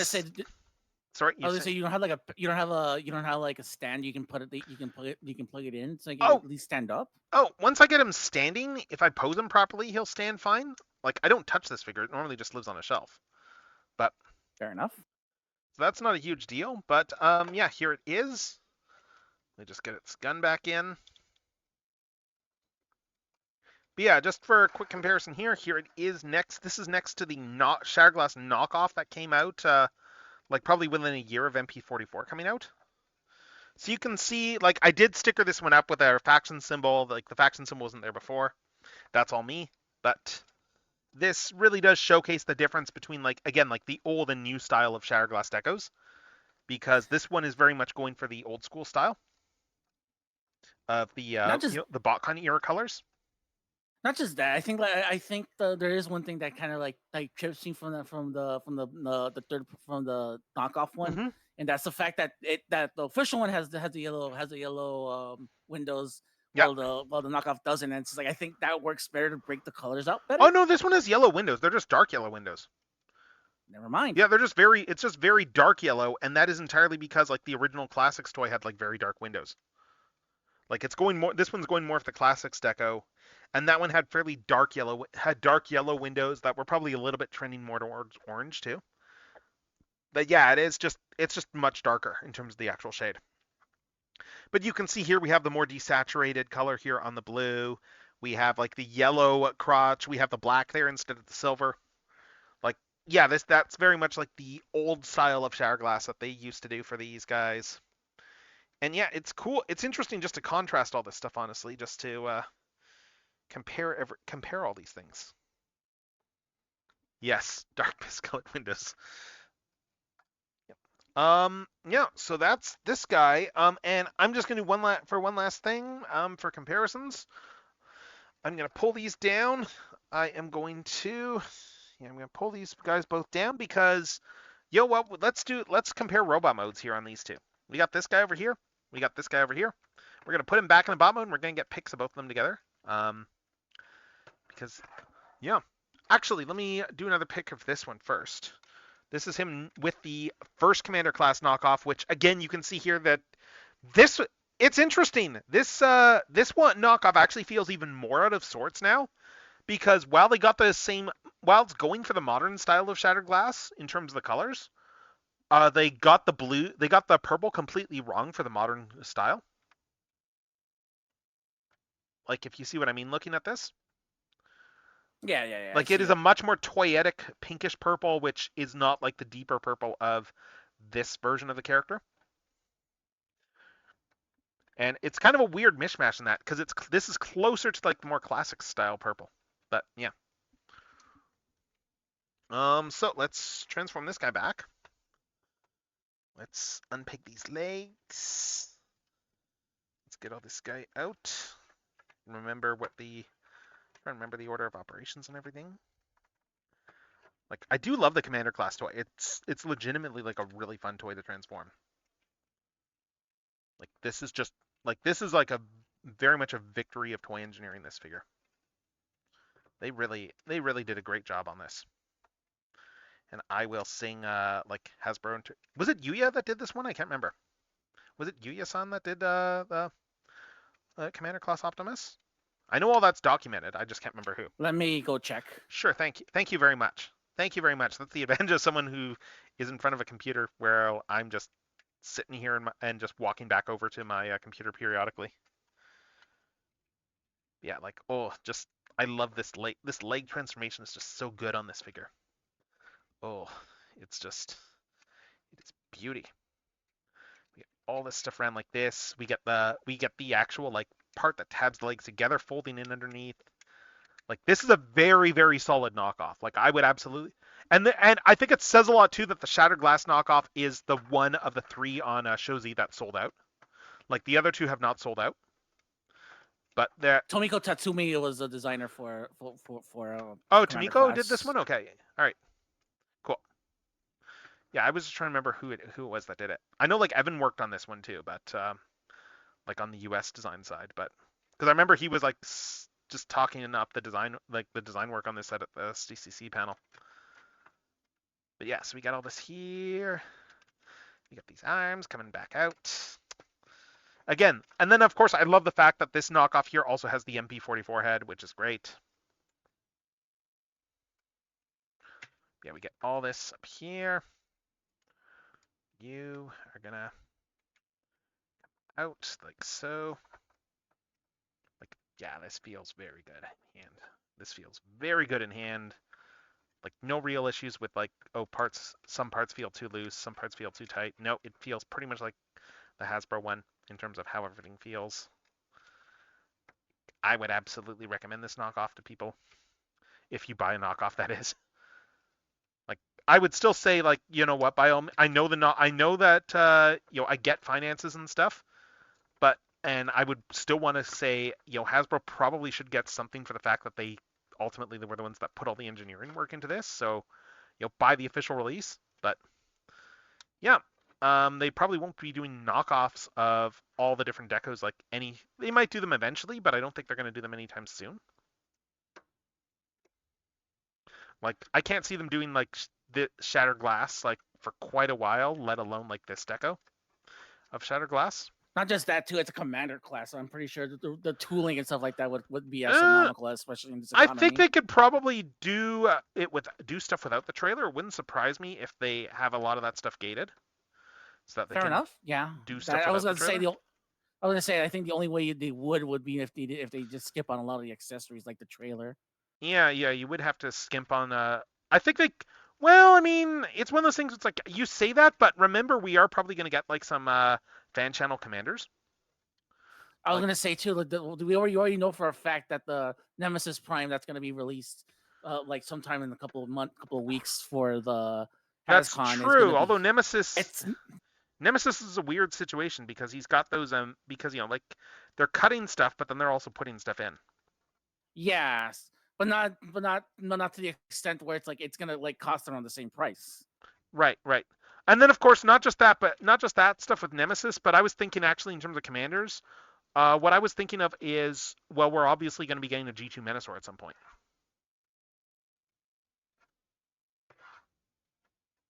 Because, you know, they're doing all the G2 Stunticons. They've made the promise. That is true. So Menasor will happen. It's just a matter of when, not if. And it'll probably be like a fan channel release. Yeah, I mean, you are right. We have like 3 out of the 4 G2 of the deluxes, Stunticons. Yes, and then we just need Menasor, and they are, as long as this design team is in charge, they will do him, and they will be able to and they will probably like sell him as a, oh hey, well, there's all these people that are going to want to buy it just to finish their set, and that's how they will pitch it to the bean counters if they haven't already. But like, it's that would probably be like a fan channel exclusive full on, and that is probably how it should be. Like, they are very good about finishing sets. Oh yeah. Oh, he did. Did he spend all that in super mode? I haven't watched that Armada episode in years and years, and even then, I've only seen a chunk of Armada. So I've only seen like the last third of Armada. Like I basically started watching when all the Unicron stuff. I started watching Armada episodes like when all the Unicron stuff starts. But yes, there he is. There is the Commander class figure again. This is the Commander class figure here, full on with the installed the MP44 lookalike heads. He comes with multiple heads. I'm just repeating this for people who came in late because he comes with this MP44 knockoff head. He comes with a battle damaged MP44 style head as well, which has longer antenna for some reason. And oh, I can guess why he has longer antenna actually looking at these. And that's probably because the antenna are probably longer so that you can deform them. Actually. Okay. So that's probably why. It's like one of the things where like, well, we forgot to do something in the process. Yeah. So yeah, there's that head. There's the actual toy head that he comes with as well, which has the thicker antennae. And then we have. I'm pretty sure. Sorry. I was gonna say going back to the pointy to the longer head to the longer pointy ears. I'm pretty sure you can like warp them with like enough heat and stuff like that. Oh, absolutely. It's thin plastic. Absolutely, you absolutely could. No question. Cool. And then of course we have the season 1 style head too. Like if you want your season 1 style and the heads just pop off and on.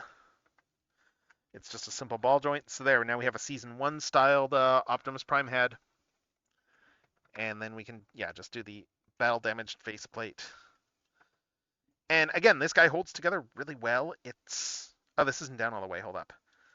Because you need to make sure it presses down just a little bit more to go inside the joint. But yeah, there he is with the battle damaged head. It looks really good. It's a very good knockoff. Again, I would absolutely recommend this as a knockoff. But yeah, let's just take a look again at everything we did.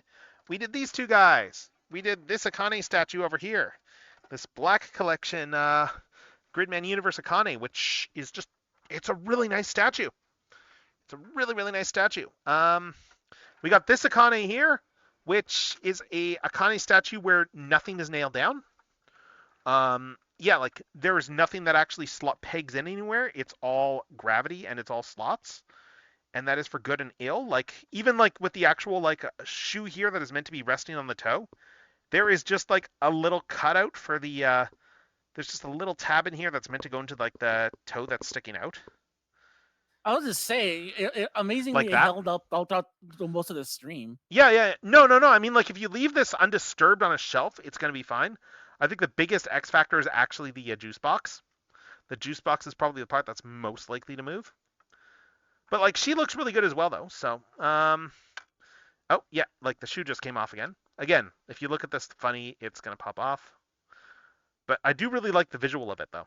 Of just that she's just sitting there kicking off her shoe. It's a good visual. He says as he kicks it off, as he knocks it off again. All I want to do is just, like it goes on fairly easy. And then of course we got the Akane plush over there. But yeah, like overall though, some cool stuff. Some very cool stuff that we opened up here. I'm just trying to bring everything up like front and center a bit more for the sake of doing some final roundup stuff. Yeah, those are very. Oh, actually, Earthrise Shatterglass Prime. You know what? I should go grab one. Because I do have. I mean, technically, I have two of them, so I should go grab one just for the sake of like just comparing. And just so that you can see how the colors differ. I wasn't sure if I was going to or not, but I think with how pronounced the color differences are, it's worth doing. So let me just grab that off the Shatterglass shelf. Hold up. I have one. Yeah, I have one for my Shatterglass Prime shelf and one for my Shatterglass shelf. Because of course I do.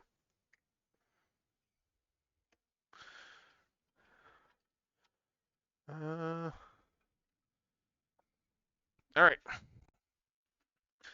Okay, and this one is its own deco too. Interesting. We got yet another deco variation here. It's like no one can decide on what colors it should be. Yeah. It's weird. It's weird that they have have all these deco like variations on this design, when I think third party has generally been more consistent. Because here's this one. Here's this one, and you can see right here, like for instance, like the blues are more desaturated on this one here. It's all the greens there.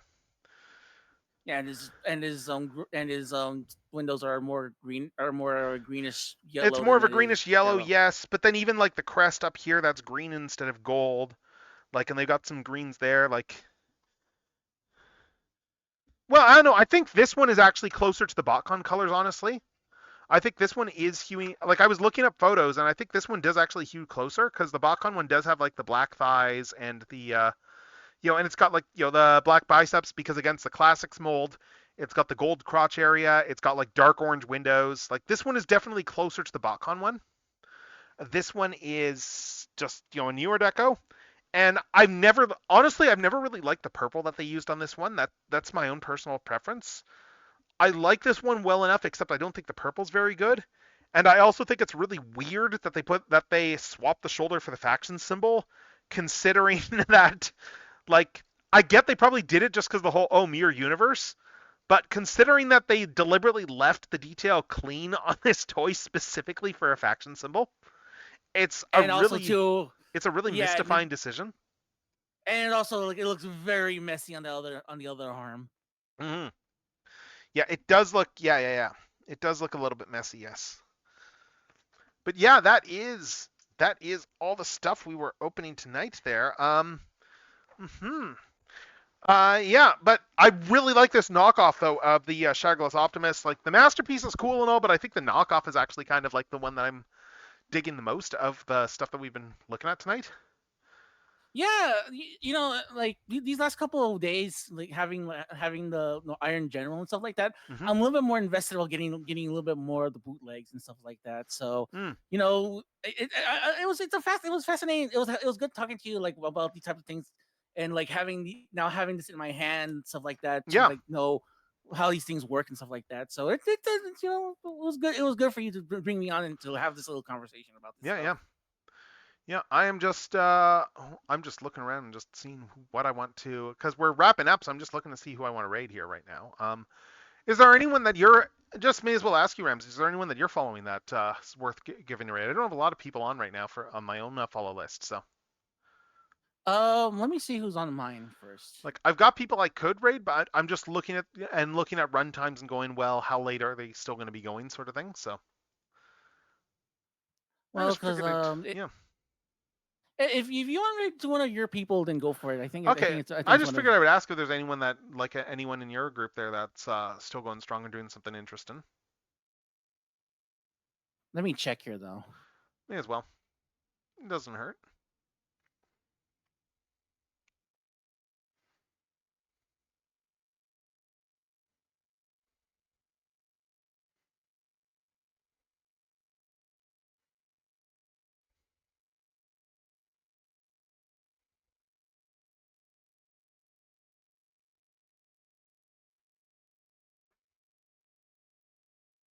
How about this? How Oh, about it's a friend of mine. There's a friend of mine here that sure, I love to.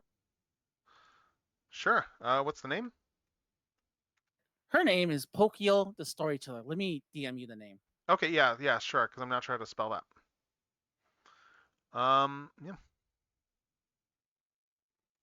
They're currently playing Elden Ring Night Ring with Okay, a couple other stream friends. She tends to go for like a very she tends to stay for a while anyways. And she's okay. also very Yeah, I very see here. very Okay, sweet. yeah. No, hasn't been going very wrong. Yeah, let's give them a raid. Why not? Let's spread the love. Yeah. Um, Yeah, and like I said, like they're just the nicest people in the world, and I highly okay. recommend you like anybody else to like check her out and All stuff like right. that. She's just But the yeah, sweetest. cool. Also, yeah, thank you again very much, Ramses. I will say, thank you again for just coming on in the first place and being up for doing something. This has been a lot of fun, honestly. Yeah, and I think it helps too that like both of us are like kind of on the ball with a lot of this type of stuff. So it's like I'm always down to talk toys. Yep. Like my you know where to find me if you ever want to do this again. Yeah, I am just sorry. I'm just looking at this and just trying to figure out like why is it not letting me rate this or hold up. Let's just try this again. It's just it's just being weird right now. Hold up. Let's try this again. It's just being weird for me. Sometimes. Okay, why is it not letting me raid? That's weird. Do they have raids turned off or something, or? Because like They shouldn't, but I keep hitting the raid button, but it's like it's not let. I think she has like follower only, where it's like you have to follow her before you. Maybe. Before you do. Maybe. If that's the case, then just raid. We'll raid out to one of your. Yeah, I people don't have a then. lot How's of that people. sound? Okay, yeah. I don't have a lot of people that are on tonight. Like the one I was kind of eyeing, like just finished anyway. So let's see if anyone's doing model kit stuff or something like that. Let's raid someone who's doing model kits. Let's see. I'm just curious to see what we have for like miniatures and models. Let's see if there's anyone in the similar size that's doing some cool stuff. What do we got here? Let's see. Let me see if a friend of mine is on. What's this person doing here? They have been going. Oh no, something else. Never mind. Yeah, I'm just looking to see what we got here. Oh, there's someone here doing the nice looking Gundam build here. Maybe I'll give them a raid. Hold up. Let's see. They've been going for a little bit. Let's spread some love. Okay, so we're gonna raid this person here. We're gonna raid Cobalt 2033. They are doing a model kit build. Looks like a Gundam build of some sort. Not sure what kit this is, but it's definitely a Gundam kit of some sort. But yeah, we're gonna go raid them again. Thank you everyone who came by. Let's just go out to the thank you screen here. Yeah, unfortunately, I don't have the Discord audio on the screen, but yeah, so we're going to be back tomorrow with Honkai Star Rail at 8. That's the plan. We're going to do more of the story, and we're going to keep going. So thank you all again for everyone who came by. Thank you, Ramses, for joining me tonight. This was a lot of fun. Let's send some love in another streamer direction, and until next time, well, this is going to be Techno signing off. Thank you all for coming by tonight, and I will see you next time. And we'll be that much closer to affiliate.